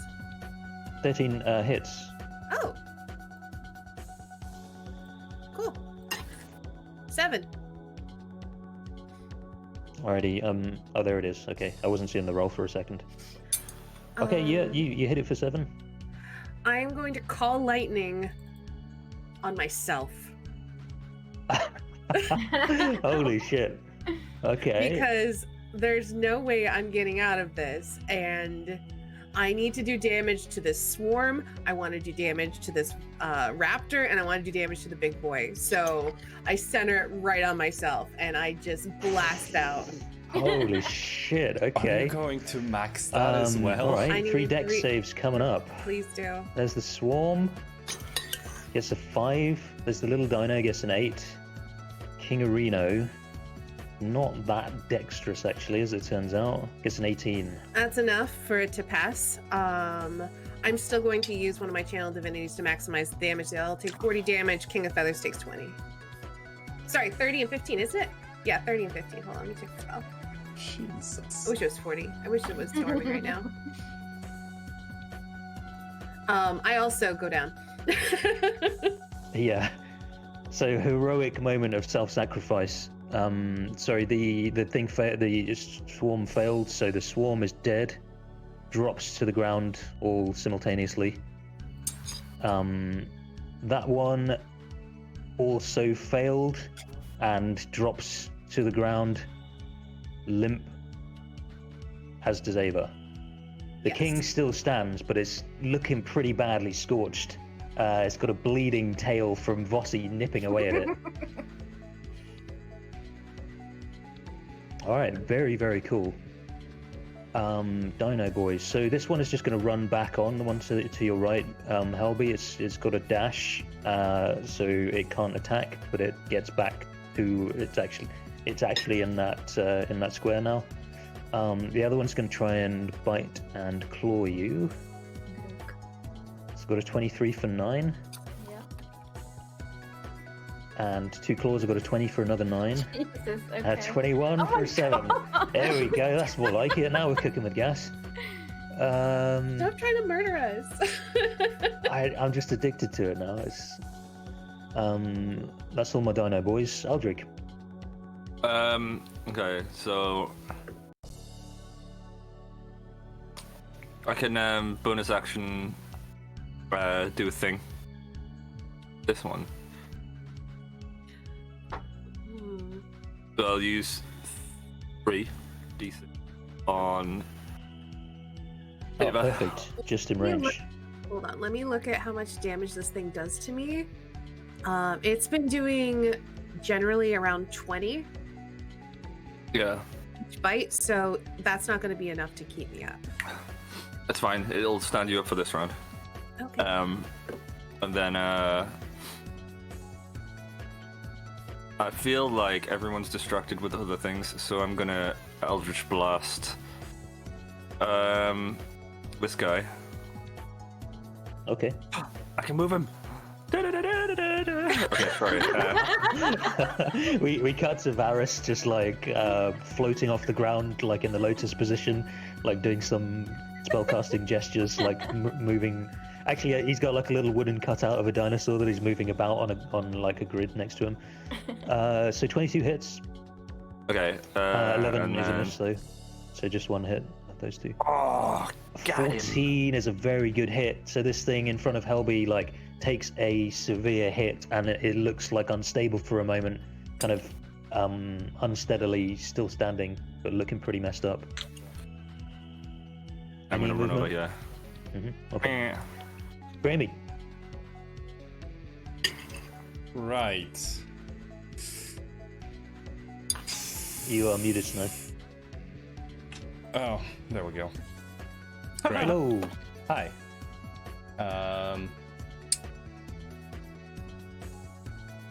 Like, I really don't know if I would think that this is undead or not.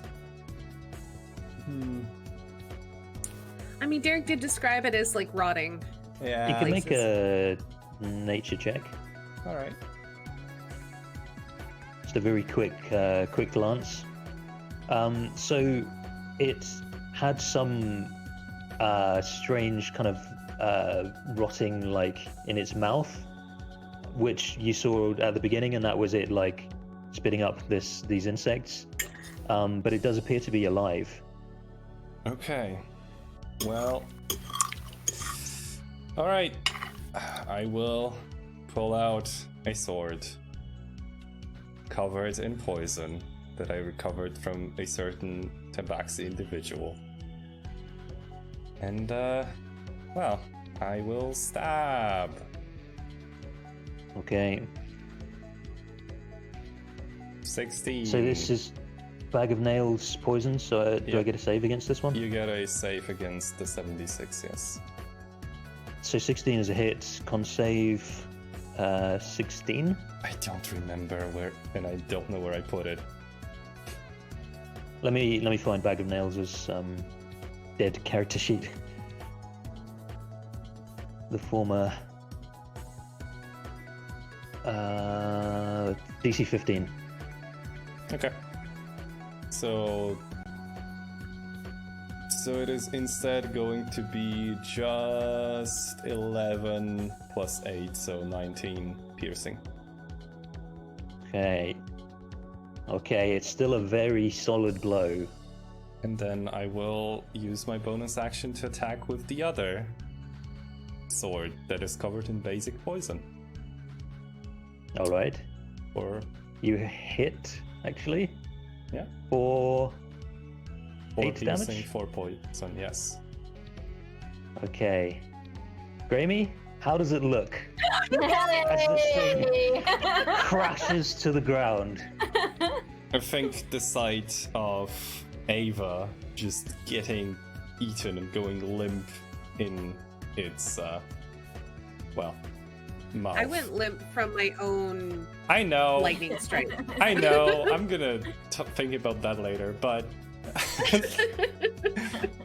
but it invigorates me, and I just jump forward, like one blow glancing off, and well, not technically, but whatever.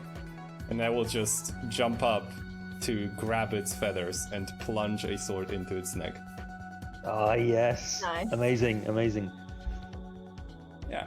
Okay, and it roars for a good like 5 seconds, like really strongly to begin with, and then like its predator voice gets like slightly weaker and crackles, and then it like coughs a little blood up, and it like swings its head around a bit from side to side for a moment, and then crashes to the ground.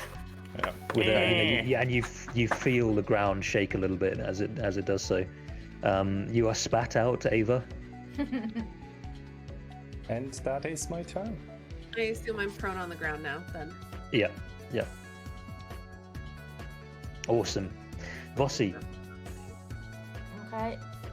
Vossi's gonna run back towards me, Helby, and bite the dino in front of me. Okay, yeah, go for it.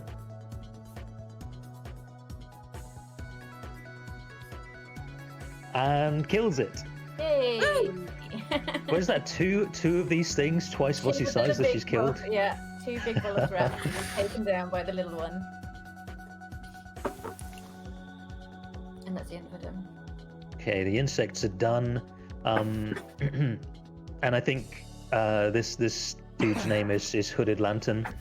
I think he like holds his bow and like starts to like tears start to build in his eyes. And he like drops his bow, throws it to the ground, and then like runs towards the king, dashes and starts like trying to push it, like trying to lift it back up. He's like muttering absolute like nonsense, just like muttering like, no, it was meant to be mine, it was meant to be my glory, I was gonna kill it, they all would have heard my name, Hooded Lantern. And like is trying to like push its blood back into its body and like lift it back up. Just spends its turn doing that nonsense. Gromit. Gromit has been told to defend us. That's the command he was given. He's gonna run up to this final Velociraptor thing and slam it. Okay. Just throws his shoulder in. Great zombie noises. Thank you. Okay, Helby. Erg. Okay, cool. So, I might drop my bow and stab this thing. Oh yeah, okay. It's right next to me. So. Yeah, right next to you. You miss. I miss. No. And Bossy's not close enough. So. No. Okay. Ava. Cool lightning on yourself again, or? I'm gonna save the spell slot. I'm gonna use my bonus action to move my spiritual weapon up by Helby. Okay. And I'm gonna stab the dino. 26. It's gotta hit. Totally hits. That's twice what you needed to hit. And nearly killed it. Yeah, I guess I'm just gonna one hand holding my side, one hand on my shield. I just like lurch myself up to my feet. Yeah. I was about to ask you that. I love that you did that spiritual weapon attack while lying on the ground, like just kind of lazily wave the sword over there. Lurch myself to my feet. I still have 15 feet of movement. I'm gonna walk over here. Mm-hmm. I'm pulling my longsword from my back, which we never see me use. Yeah. I'm just gonna try to run this thing through. Do it. No, miss. Do it. Okay. It's gonna try to take you down, Ava. It's gonna fight for its life. Okay. So it's gonna bite for its life. Claws for 6. Okay. And another claws for another 9. Down. So I'm a 0. I just like I take a swipe at it. I miss because I think I'm still like bleary-eyed from just like being mauled and flung around by this Tyrannosaurus thing. Yeah. So I miss widely, and it probably just gets an opening and just like takes me down. So We're seeing Ava with like with a row of holes in her torso from these enormous T-Rex teeth that were clamping down on her. She's got a little bit of dino mucus still there as well. Yummy. Eldrick. Eldritch Blast. I think I'm close enough to hit this little guy. Yeah. Absolutely. Kya. All right, that does it. Down it goes.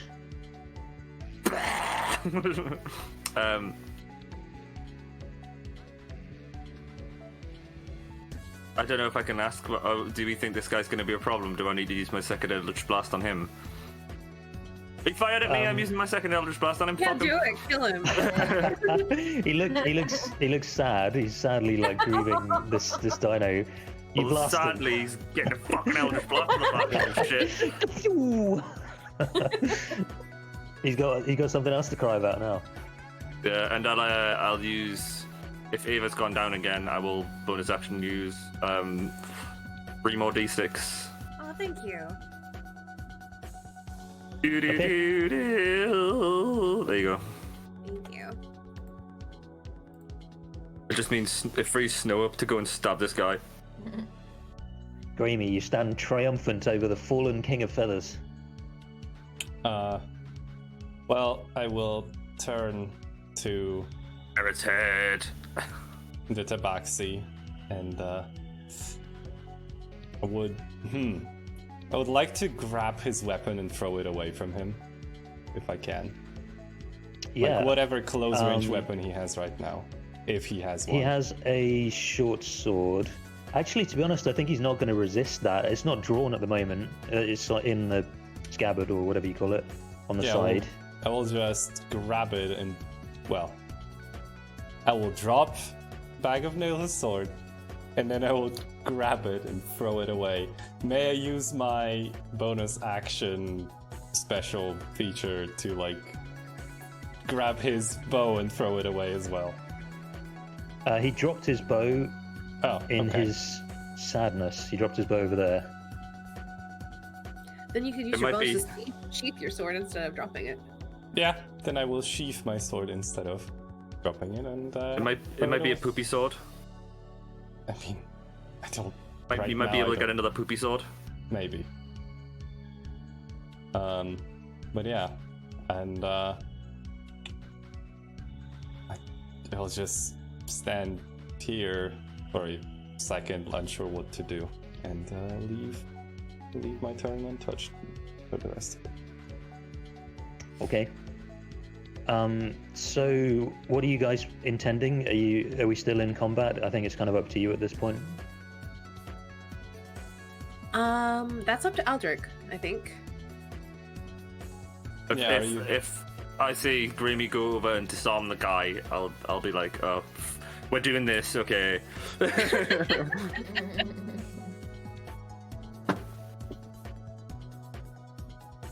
So out of combat? Yep. Are we out of combat? Yep. Yeah. Okay, we're out of combat. All right.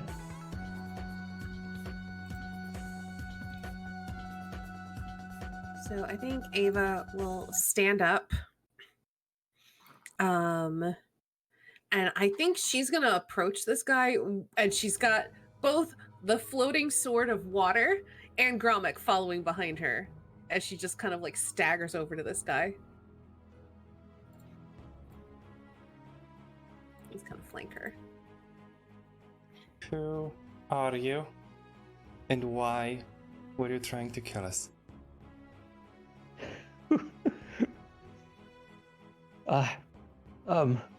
Hooded lantern, and I tried to kill you because you took from me the only thing I had left, the chance of a glorious death, hunter's death.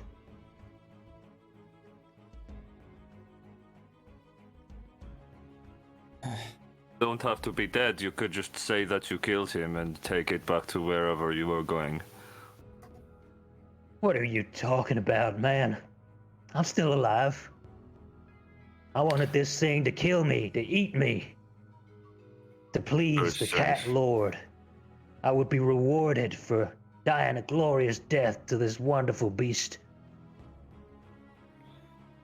Well, then perhaps you could crawl into his mouth and wait. She rolls her eyes. Does that sound glorious to you? Dying does not sound glorious to me. It's foolish. Well, then you are a fool.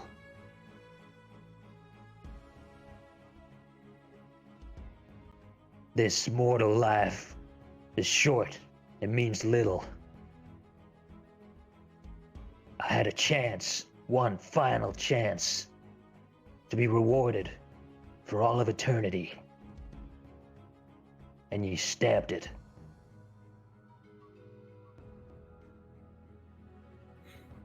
I'm sure there will be more of these creatures in the jungle. Oh, look, there is one now. And I'd like point over in a direction behind him and start sneaking away. I signal to everyone. I'm like, come on, let's go. He looks up at Grammy, particularly Grammy, because he saw you get the killing blow, like bitterly, with scorn in his eyes. Carefully. And appears in art form in front of you. and materializes as a page of a book. And says, look, do an old hunter a favor, would you? Maybe if you were strong enough to bring this thing down, then, well, and he just like trails off there and like glances at your sword. Do it. Do it. No.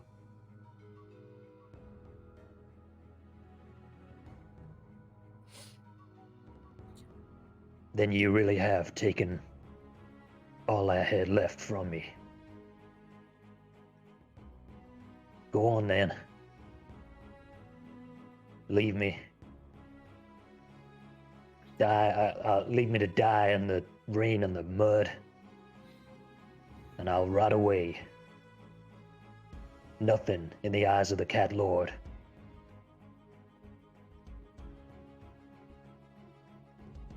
Okay, bye-bye. Alfie, run along with Aldrich.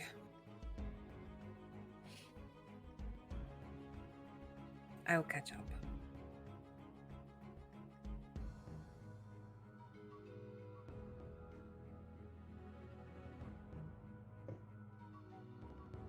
I give you a hard look, Grammy, like, go. I hard stare at you back.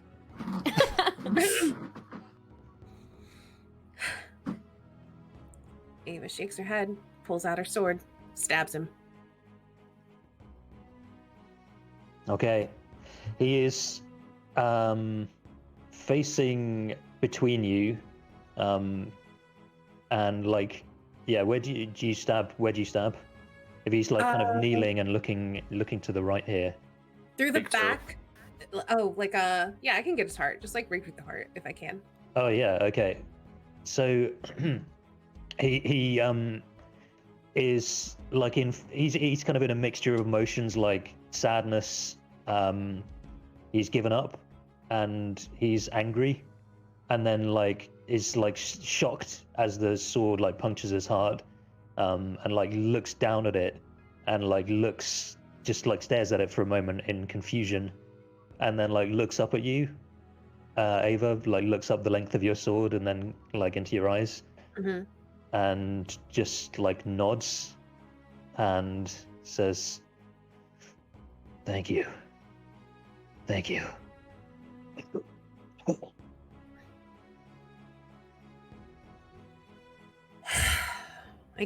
use my boot to wedge him off of my sword. And then I say, perhaps if you will not help us in life, then you will help us in death. Oh shit. I cast Animate Dead. Oh my god. I feel like somewhere there is like a group of level 1 adventurers that are hearing tales of Ava's necromancy and are like forming a party in a tavern somewhere. Okay. Let me get a work name generator. Yeah. Your alignment shifts 1 down. He wanted to already, and he wanted to die. Well, I think I respect his beliefs. will like be a bit shocked. Just turn around, grab the sword, and just leave without saying a word. Sure. I picked up my bow before I moved, by the way. Okay. Just in case.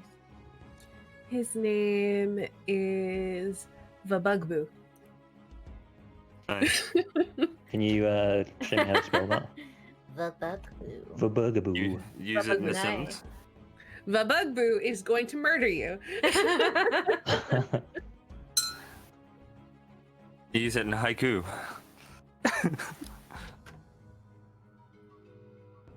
Vabugboo is here. He is going to kill you. Watch out. Oops, you dead. That also reasserts control over Gromix, so now I've got 2. Okay. And then I will take my 2 zombies, my zombie Tabaxi and my zombie Thayan Wizard, and rejoin the party. I'm steely faced. I don't look happy about what's happened.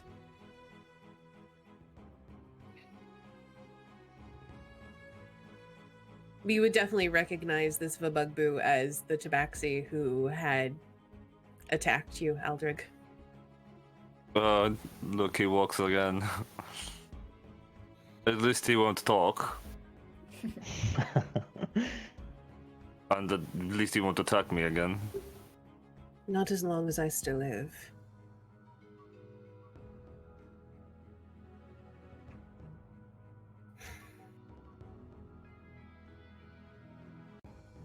She just shrugs. She just looks like she's so done with this. Like she almost died. Everyone almost died. Well, I mean, mostly her. She almost died. She's just done with the whole situation. Shall we press on then? We'll find a place to take a short rest.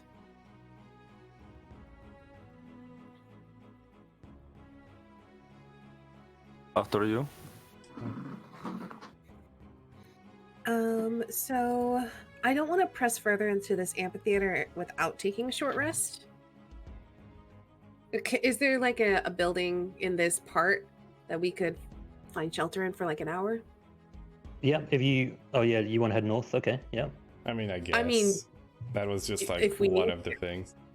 We could also go here. We're around a bunch of buildings right now, so we could just potentially rest in one of them. Yeah, I mean, we don't need to be specific about it. I think it's reasonable in this area. You could find somewhere pretty safe to take a short rest. Okay. For the record, I am out of level 3 spells. No message to Yena. No, well, she's used to that these days. A short rest, you say? Yeah, so I'm gonna spend some hit dice. Grammy, this is an important question because I know what I just did bothers you. Are you doing bone setting or no? Only if you ask.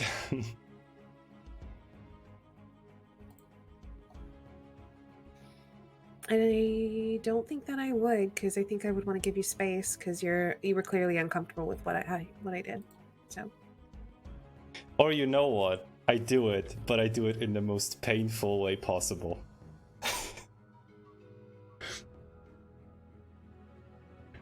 There you go.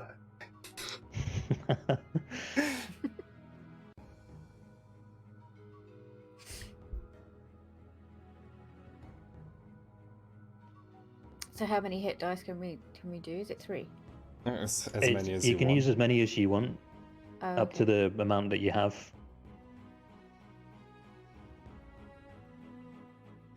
So just mark them off. If you, I think there's a box on your character sheet called hit dice, and you can roll it from there. Oh, okay. There you go. 3. You get to re-roll that if you let Graham do the thing. Do the thing. Do the roar. Do the thing. Do the roar.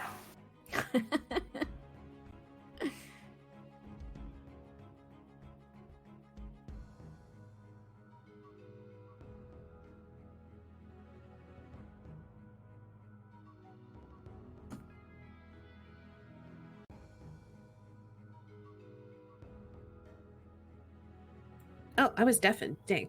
Okay, I must have hit a button on accident. Hi. Hi. Hey. Hello. How are we doing for hit dice rolling? I'm done. Yeah, I'm done. And Helby, did you get to re-roll your 1? Yeah, I wasn't too sure about that. What? So Grammy treating you pretty much is what's causing it. I can do it to 3 people at doing a short rest, and you would be definitely among them if you allow it. Okay, yeah, sure.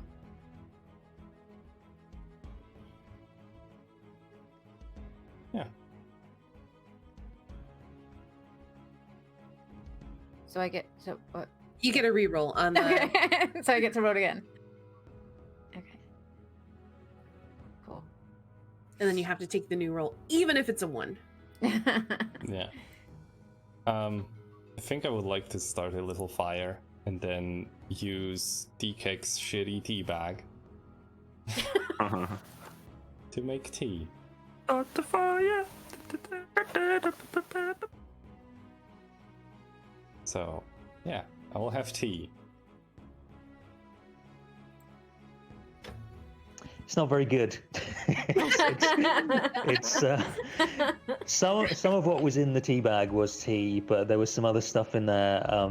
I think unbeknownst to you, there were some little grubs in there too that DK just thought would make it better.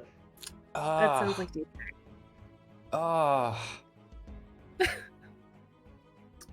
Why? I think Ava is sitting apart from the group.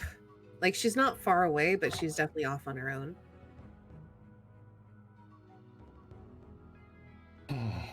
Like, she goes to Grammy for like some treatment and thanks her for that, but then kind of retreats within herself.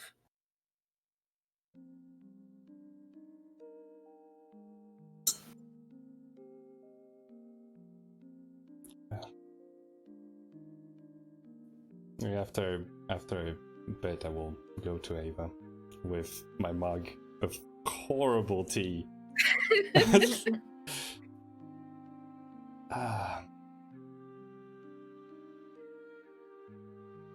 Just stand in front of you. I assume you're like sitting somewhere, so we're probably just same height. Yeah, I'm probably like sitting on some rubble. I'm flanked by my zombies. I would offer you tea, but it's really bad. I think her lips like she smiles in spite of herself. Like, she's clearly not feeling like in the mood to smile, but she still does. And then she just kind of shakes her head and says, "I appreciate the sentiment, if not the actual tea." I mean, you can try it if you want to. And I will like push the mug towards you pretty much. Just hold it in front of you. I sniff it and my nose wrinkles up and I'm just like, "Thank you," and push it back. Yeah. I got it from a birdman, and I pour it on the ground. The one that you were traveling with when I met you the first time. Yeah. I wonder how he and Lily are holding up. Not today, but I could try to find out. Oh, I mean, yes, but I didn't mean it. Oh.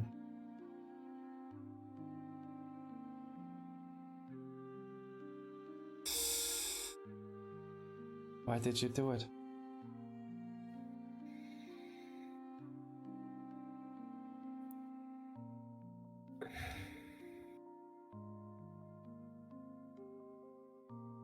She's quiet for a long time and just kind of like not looking at you. She's like kind of looking at the ground past you. And then she says, "I may not understand the beliefs of others, but I respect them. He was old and begged for a violent death. And I could provide. And then he's left behind something that we could use." And I look to his animated corpse.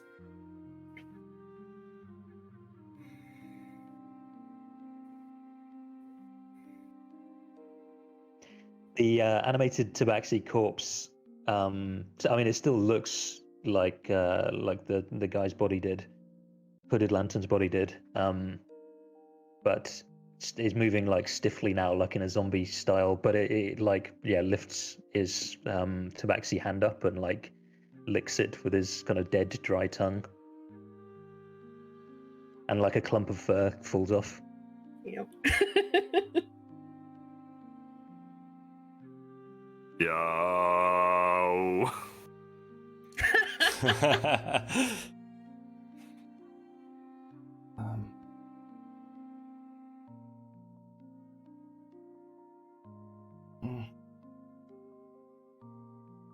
I don't know who of us is right here. I don't know who of us is right either, but I don't regret what I did. I regret that he asked. That's what he wanted, but there was no changing his mind.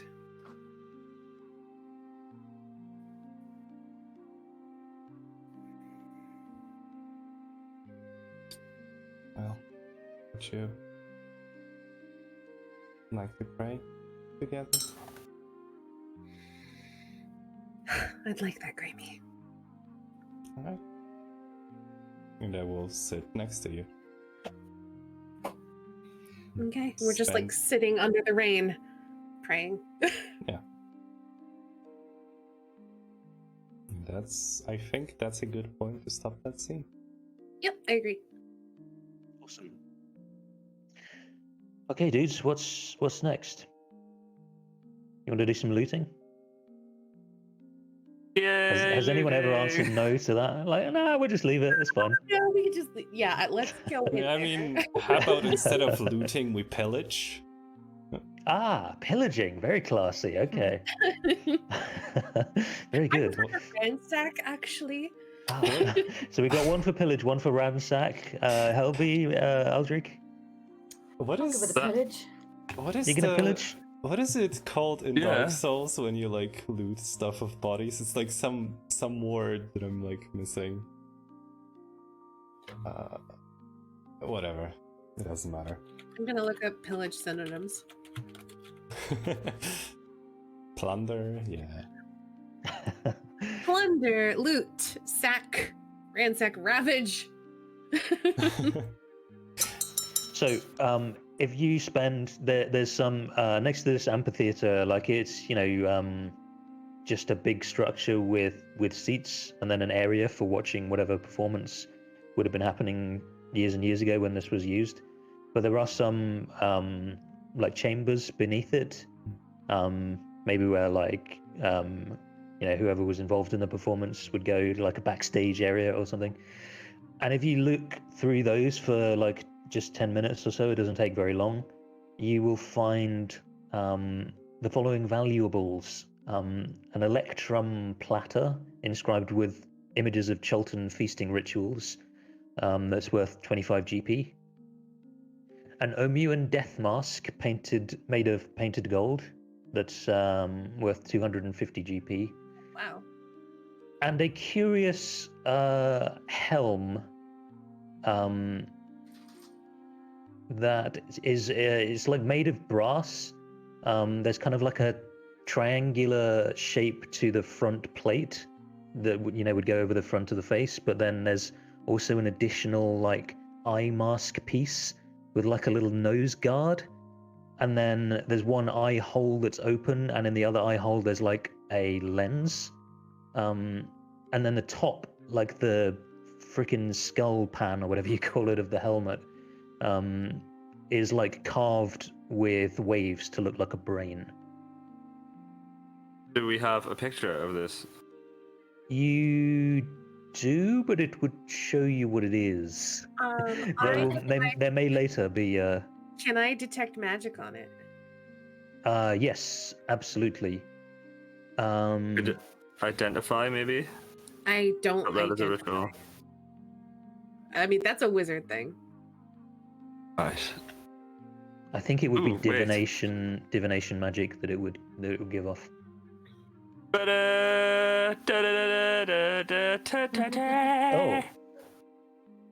Are you casting it, or are you going to ritual it? I have to ritual it. I don't have well, I do have spell slots, but I only have 2 of those. I'm going to ritual it. Okay. I think it's reasonable. Like you would have. I mean, yeah, I suppose you both squat down and do your rituals for 10 minutes. Ava, I think it's divination magic. Okay. Aldrich, you identify it as a magic item, the Helm of Telepathy. Ooh. And now I can show you the thing. Oh, wow. how fancy! And weird. It is quite a weird helmet. I still can't see it, damn it. While wearing this helm, you can use an action to cast the Detect Thoughts spell save DC 13 from it. As long as you maintain concentration on the spell, you can use a bonus action to send telepathic messages to a creature you are focused on. It can reply using a bonus action to do so while your focus on it continues. While focusing on a creature with Detect Thoughts, you can use an action to cast the Suggestion spell save DC 13 from the helm on that creature. Once used, the suggestion property can't be used again until the next dawn. That's pretty cool. This sounds like a Helby thing, or a I don't know. I don't think it's Helby. Yeah, I'm like this is a talk to people thing. Yeah, You just say DKEK thing, actually. Yeah. Oh my god, can you imagine DKEK wearing that? He would love it. With his like beak poking out the bottom.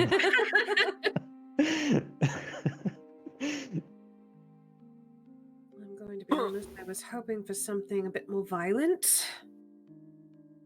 That's a brain. Well, I'm worried about my efficacy. I used a number of spells to prevent from dying from that giant dinosaur. Maybe in future we can just suggest that it goes away. Perhaps. I will. So, who do we give it to? And I look at Helby. Do you want a hat, Helby? Oh my god, give it to Vossi. Yeah, oh my god.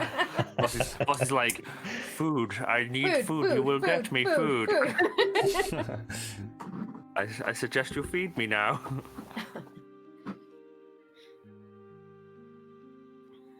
Yeah, sure, Helby will take it if nobody else wants. Yeah, go for it. I can't see a use for Ava taking it. I don't think she would. I think she'd find it more useful in somebody else. No, I just imagine that Gravy cannot because horns.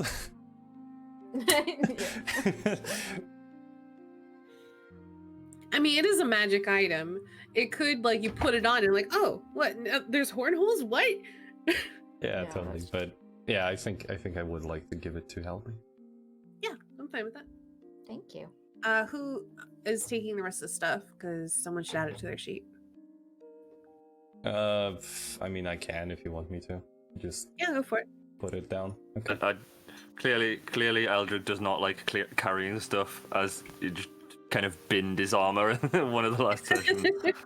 Oh, it's hot and this is heavy, and just takes it off and throws it on the floor. What does requires attunement mean? You've got to spend a short rest. I mean, okay, I'm gonna let Derek speak. Sorry. You've got to spend a short rest focusing on the item. You've got a few slots that you can attune to magic items, 3 at a time. Okay. Which you won't get the magical effects of it until you do that. Okay. You probably won't hit the maximum because this is a very low magic campaign. Yeah, we'll see. Go into the tomb and it's just now you're in the tomb. Here is a full set of magical items. You're going to need them. I'm still salty that Snow gave away that glaive. Yeah, you did have a +1 battle axe at some point, very very briefly. Niramora is hacking her way through the jungle with it at the moment. She is, yeah. Are you actually salty? A little tiny bit. Okay. Okay. Maybe if Helby dies, she can bring it back. You just Niramore as your backup character. It would be cool to meet Niramore again. Yeah, would be. Okay, so what do we want to do? Do we want to because again, I used up all of my level 3 spells, but we know that Jelly's arrows are going to not be effective tomorrow. So should we just try to assault them now? Kinda need a long rest. Yeah, to be honest. One thing that I would like to do beforehand is look at the corpse of the King of Feathers and see if there is something I can scavenge, pretty much. Like, I don't think I'm just going to grab feathers, I guess. Yeah, you can take like a trophy. So there's feathers. I guess you could take like a huge dino tooth or something, but no useful items or anything like that. Yeah. Ooh, I want to take a tooth, and then I'm going to spend our time at camp, like carving a hole into it, so I can wear it like a necklace, like with a leather thong. Oh, nice.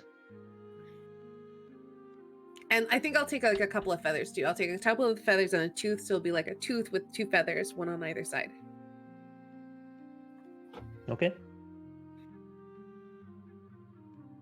Yista, you thought you were gonna eat me? Well, now I'm wearing your tooth forever. Actually, can I? Okay, no, I'm gonna think on this. It's fine. Okay, so I think we're going to head back to where we took a long rest before. And I guess take another long rest and prepare for an assault in the morning. I guess so. Okay. For a long rest. You have to wait around the whole day. It's still like, I mean, I think when you come out, it's just after like midday. So you will have to like spend all day doing something. You did notice, by the way, it's not very clear on the map, but like you're quite close. I think you would reasonably see, as you're about here, there's an obelisk over there, and some structures. I mean, we could check out the surrounding area. Sure. Totally not gonna kill us. It'll be fine. Yeah. Head in that way? Yeah, why not? Sure. I mean, I know Sure. why not, but... We've got backup characters. It's fine.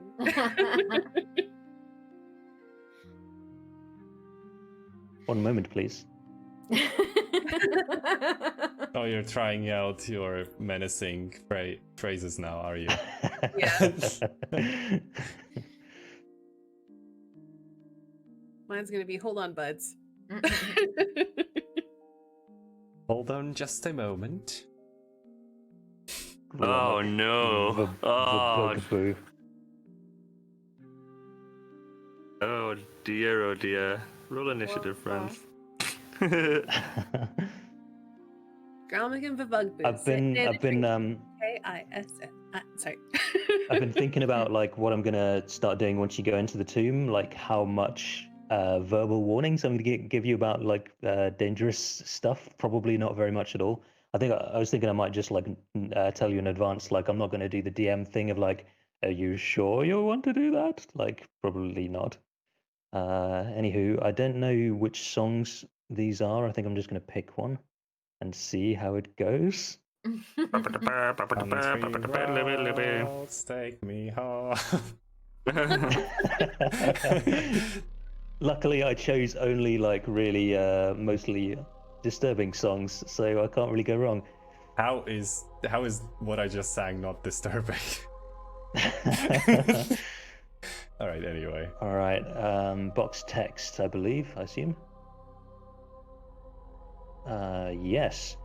Near the base of the cliffs, a 15-foot tall obelisk of cracked stone is draped with vines and black moss. Behind it, you see a dark passageway obscured with withered creepers. A second, smaller tunnel burrows into the base of a cliff to the east. The obelisk is there. I wonder what this place is. Helby, is there any writing on the obelisk? I'll have a look.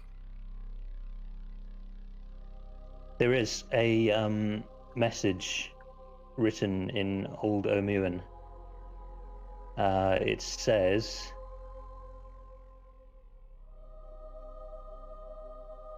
One large Diet Coke. Pause for I'll dramatic have. effect. Oh my lord. Oh, dang. Helby, would you like to do the honors of reading this? Sure. Okay, it says, "Fear the night when the Forsaken One seizes death's mantle and the seas dry up and the dead rise, and I, Asarak, the Eternal, reap the world of the living. Those who dare enter take heed. These enemies oppose. One stands between them. In darkness it hides. Don the mask or be seen. Speak no truth to the doomed child. The keys turn the inside only." Do you think we need the golden death mask? Could be. Possible. But Grab I it. mean, do we? I don't think we should go in here now. Definitely not. And also, I just wonder why would anyone give us clues how to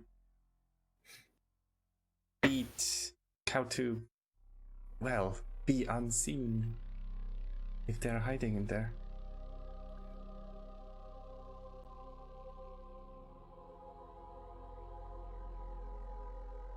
You know, would it not make more sense for them to like say, "Hey, do this," and you know, it would allow him to see us instead? I mean, look at where we are. A lot of what is going on doesn't make sense. We're in the middle of a jungle trying to stop a curse of death. Oh boy, I spy Things something. creeping onto the map. 3 stone gargoyles watch you from narrow ledges carved into the cliffside. Each has the face of a bearded devil, its mouth agape in a silent scream. Hey! Whip, whip, whip, whip, whip, whip.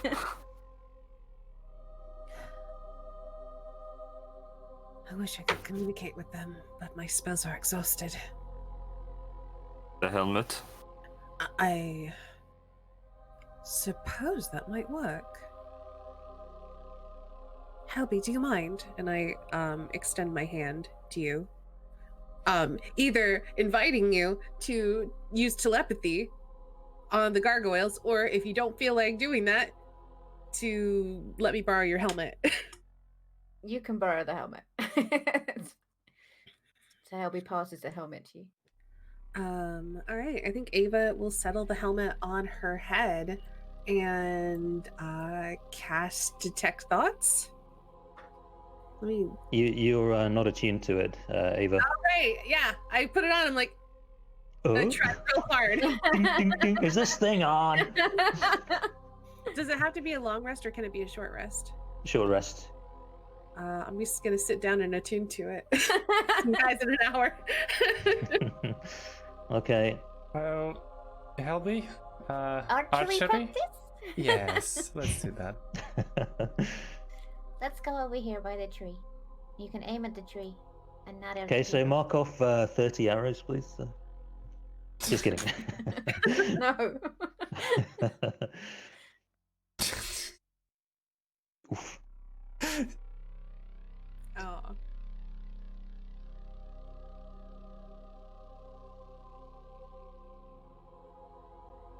Expecting the gargoyles to have some kind of like security robot voices. Your actions have been deemed hostile. No, they can't talk. Their mouth is agape in a silent scream. Exactly. It's a silent scream. Yeah.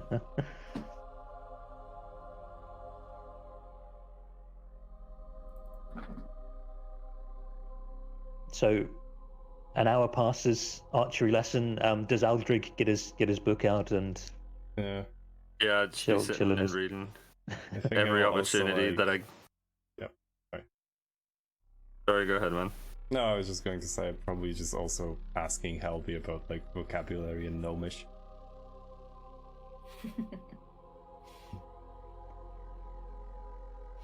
So you're reading, sorry. I interrupted you. Yeah, I'm just sitting down reading. Every opportunity that I get to sit down, I'll just sit down. That's a mood.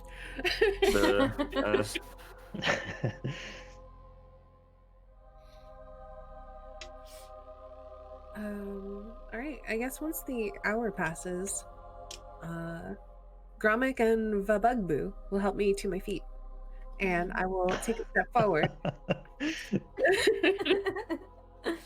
and cast Detect Thoughts. Okie dokie.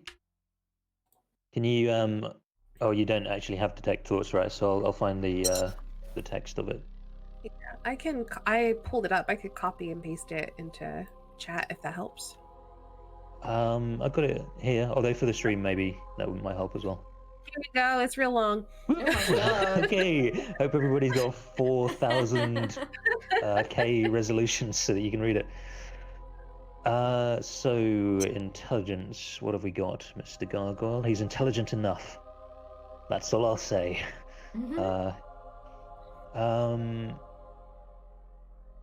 If you choose creature doesn't speak any language, does he speak any languages? He does, actually. Okay.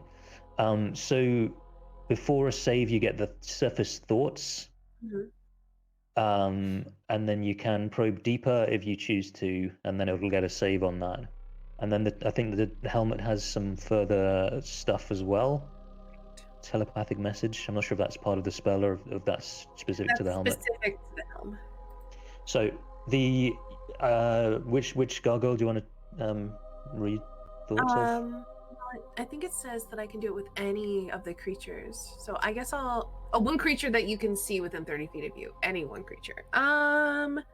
Let's do this guy. Okay.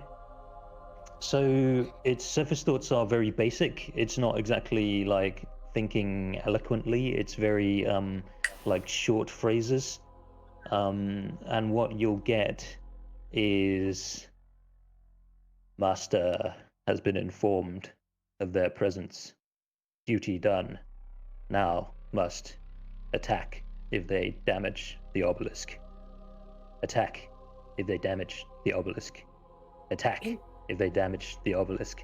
It's just repeating that over and over in its mind. So I think I've got my hands on either side of the helmet while I'm focusing, and I say, they will attack us if we damage the obelisk, so let's not do that. I'm going to attempt to communicate with one of them. And I am going to use a bonus action to send a telepathic message to the creature. And I am going to ask, who is your master? What trickery is this? You speak to my mind. I apologize for the intrusion.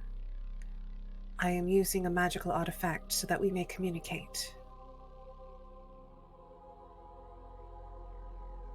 I see you are a curious creature.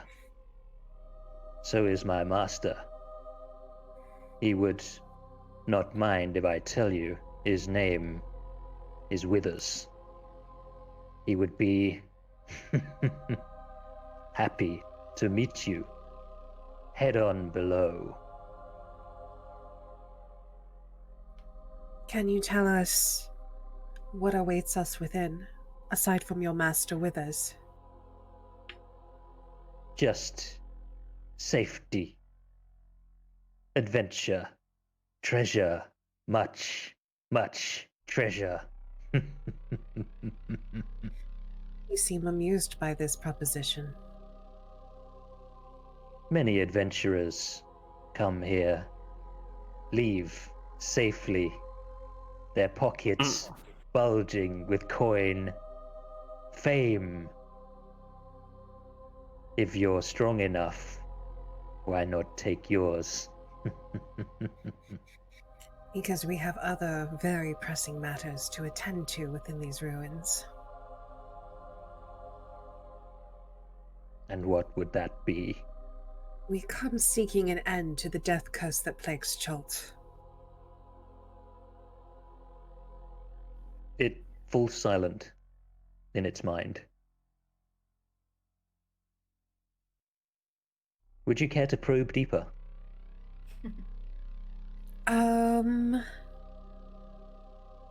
No. I don't think so. I think I'll just wait, at least for the moment. Okay. I don't want to piss this guy off, basically. I'm tempted to, don't get me wrong.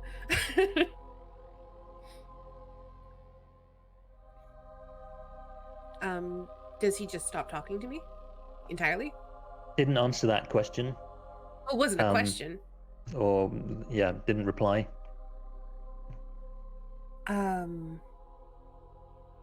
Do you or does your master know anything about this death curse? I know nothing of it. Only treasure below and glory. Head inside. Take yours. What is the nature of your master? A genius. Raised here a long time ago. An architect. Built much of this tomb. Now that I've spoken with this gargoyle mentally intensively, can I do like an insight check to see if I can pick up either if it's trying to deceive me or if it like maybe has ulterior motives for trying to lure us into the tomb, etc.? Yes, although you would get more. I know you said you don't want to do the probing deeper, but there's some stuff that you would get from that you won't get from just an insight check. But you can, for sure you can do it. I'll try the insight check first, and I think if I don't get what I'm looking for, then I might consider probing deeper and giving him the save. But it's not a very high DC, so it worries me.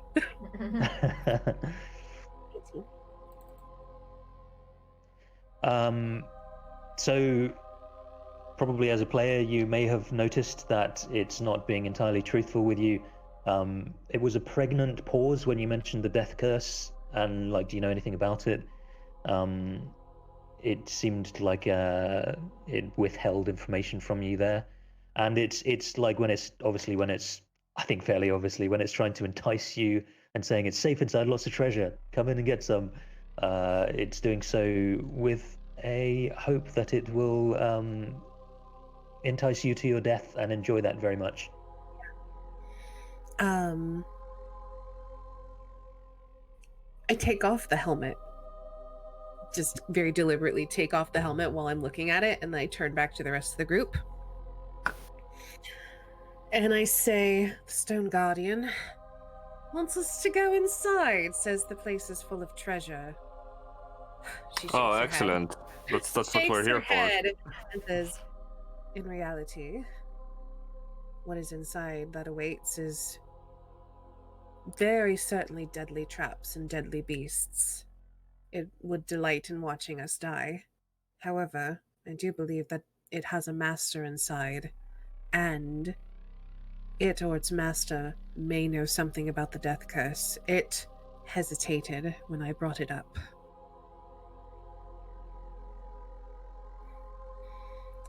The Guardian has also said that its master, whatever remains of him, is an architect of these ruins and may have knowledge of the tomb we are attempting to enter. I'm not saying we go here today, but it is something to consider.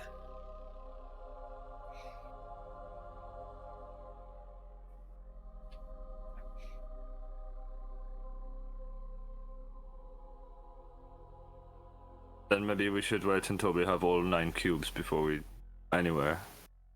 I think so.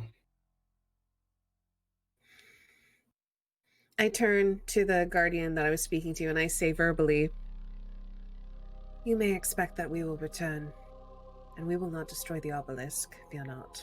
And I turn, and I think I head back. Okay. you're heading away from the cliffs back southwards into Omu. Yeah, it would be really foolish to try to go in there right now. Mm-hmm. Go west. Life is peaceful there. It's where the air is clean. So ahead. Yeah. Life is peaceful there. Oh, I was thinking of the "Go West where the air is clean." Do do. Yeah, that was what I was thinking. So yeah, I think we'll just like scout around for the rest of the afternoon and then make camp. Okay. Yeah, I think so. Making a cool tooth necklace. Assassin vines, roll initiative. No.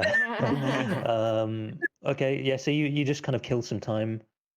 Is there any scene? So you got kind of a long afternoon and evening. Is there any scenes anybody wants to do, or anything mechanical anybody wants to do before the rest? I'm just gonna do some foraging. Yeah. Okay. Do you want help? Sure. 2, do you want the helmet back? Because you could use the long rest to attune to it. Yeah, sure. Okay, I'll give you the helmet back. We're gonna force you to talk to more things.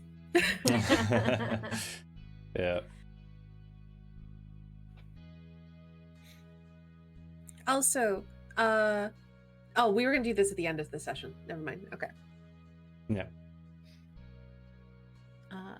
So yeah, I will help you forage, Shelby. So make a survival check with advantage, Shelby.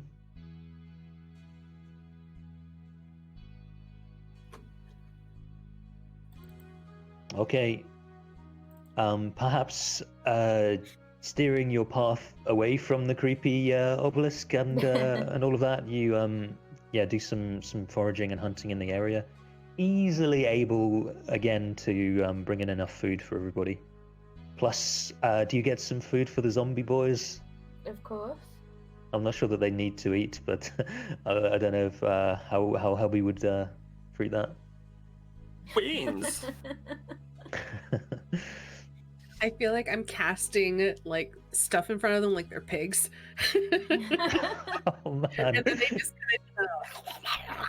kind of eating it.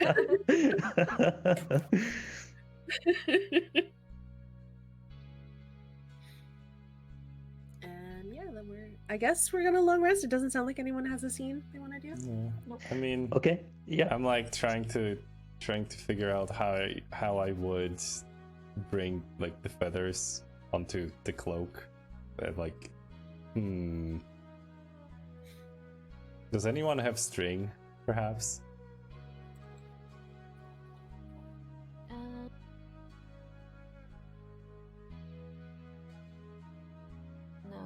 I have hempen rope. Didn't Dusk have like an infinite string? Yes, but Dusk is not here. Dusk was carrying around a ridiculous amount of fabric as well. Just had some enormous like roll of fabric. Yeah. I just looked at the time. I cannot believe it's almost 10 already. Like that's insane. Let's long rest and then end the session. Yeah. So you are uninterrupted. You get a long rest. You get all of your stuff back and half of your hit dice. So Helby is now attuned to the helmet. I am attuned. All right. Again, picturing Helby wearing that ridiculous helmet is amazing. So, weather of Cholt in the morning is cloudy, but no rain. Ominous either. I don't like this. This is a bad sign. I think, like, in the morning, she just kind of looks up at the sky and squints and then says, "This is a bad sign." I almost feel like that's where we should end it. Yeah, all right. Yeah, totally. Yeah, all right. Well, what I was going to say before we do anything else, because we had talked about maybe going around the table and seeing if there's a way to like for inspiration and stuff. Yeah. Ava shocking herself in the dragon's. Absolutely inspiration. Grammy, inspiration for killing the King of Feathers. Yeah, I already have inspiration. Helby, inspiration for the Mouse Ninja mission. I enjoyed that very much. Do you have any pitches for inspiration, Phil? Armor of Agathis and Run Away. Nah. I'm afraid I'm gonna withhold it. Eldritch Blast, the Catman. Okay, so yeah, so for those three, there's some very epic moments. I think some really cool stuff. I'm a big fan of a lot of that. I'm a fanboy of all of your characters. Good. I want you to cry when you Yes. Yes. You're going to, when you kill them, I want you to feel pain.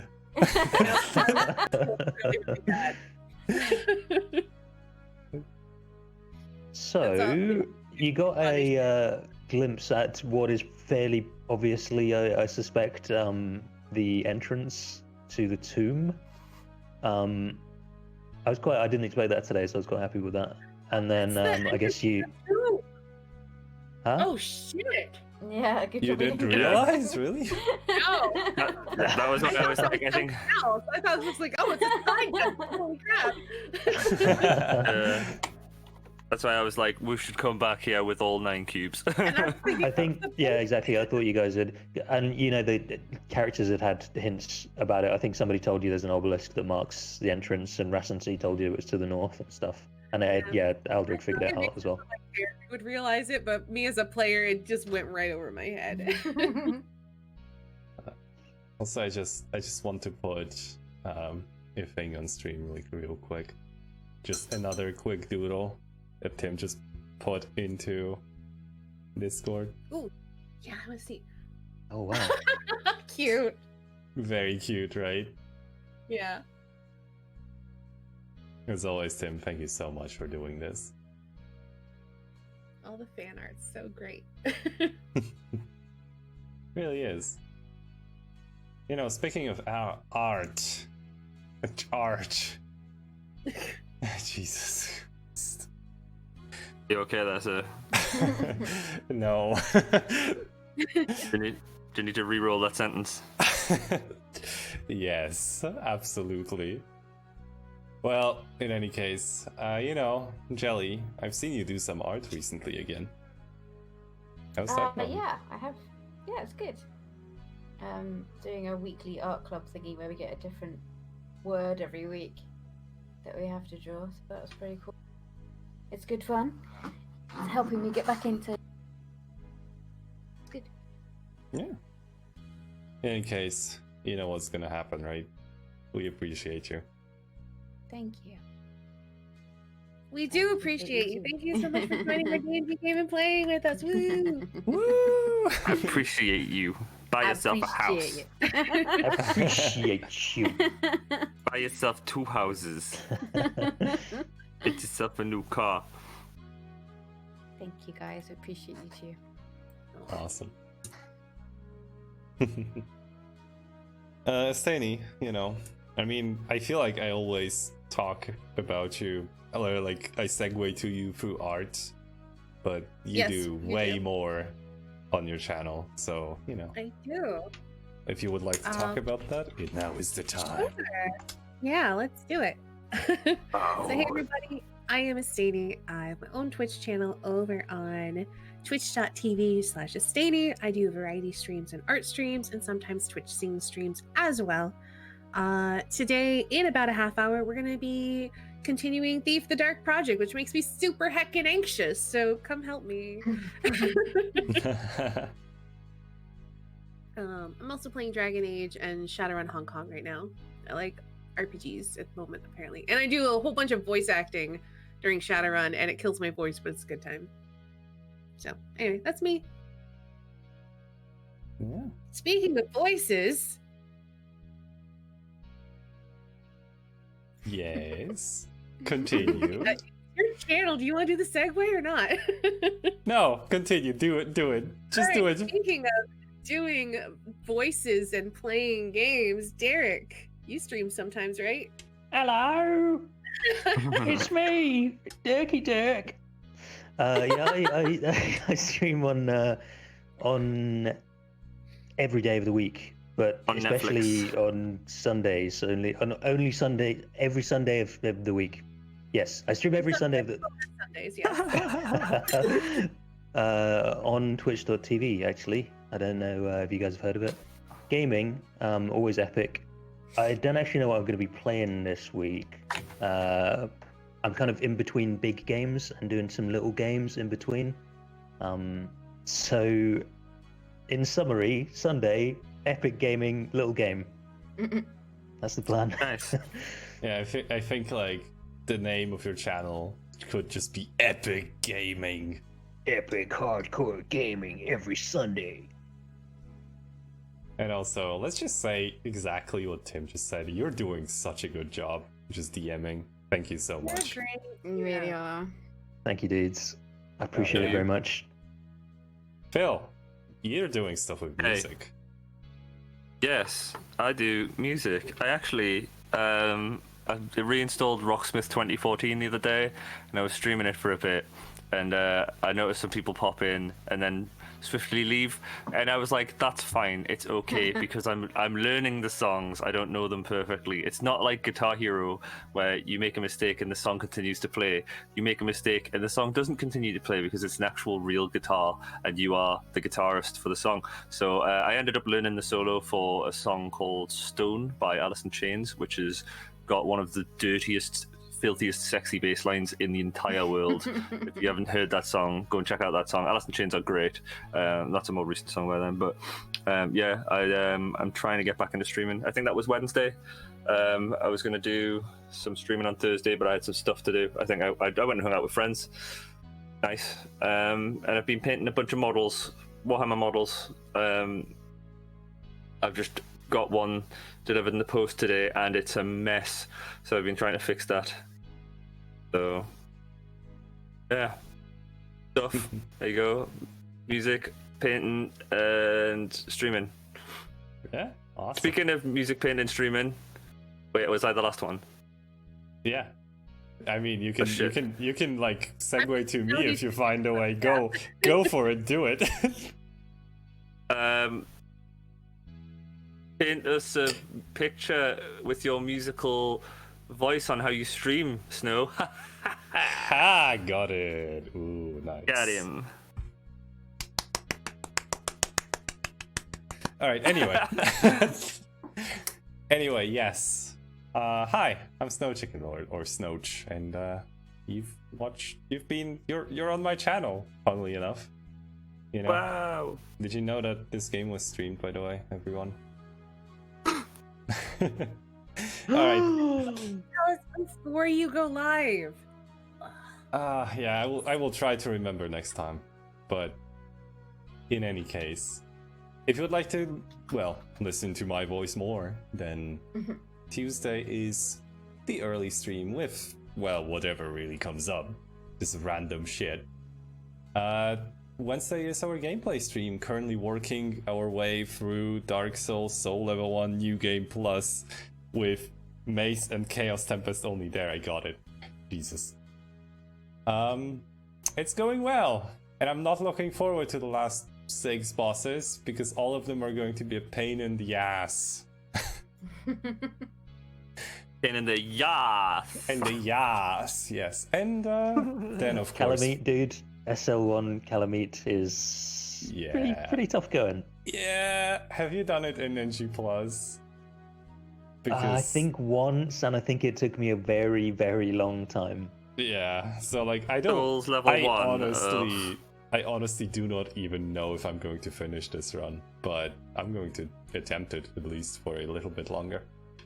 And then Friday. I mean, what do we do on Friday? At 5 p.m. CEST, we just. So 2 hours before the game, we do some D&D prep, some of that stuff. Like today we're working on my backup character, just in case. Like it seems every single person here except Jelly. And obviously, if you would like to get more Tomb in your life, get more of this group, then tune in on Friday at 7 p.m. CST.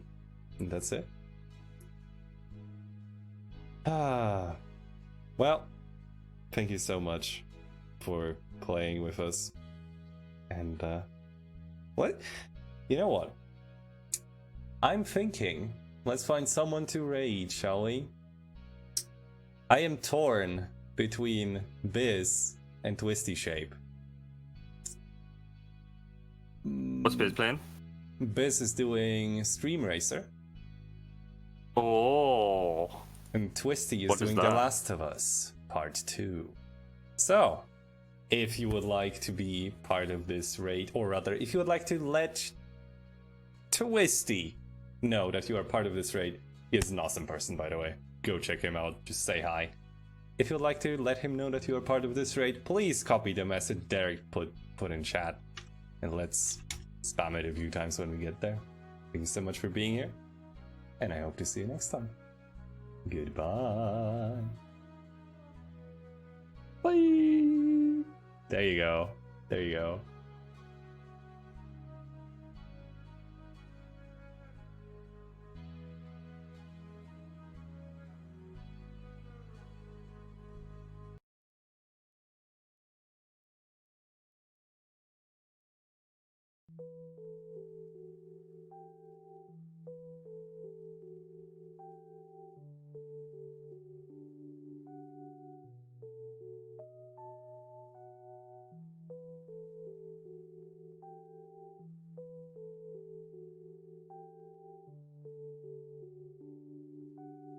And the weekend is always awesome.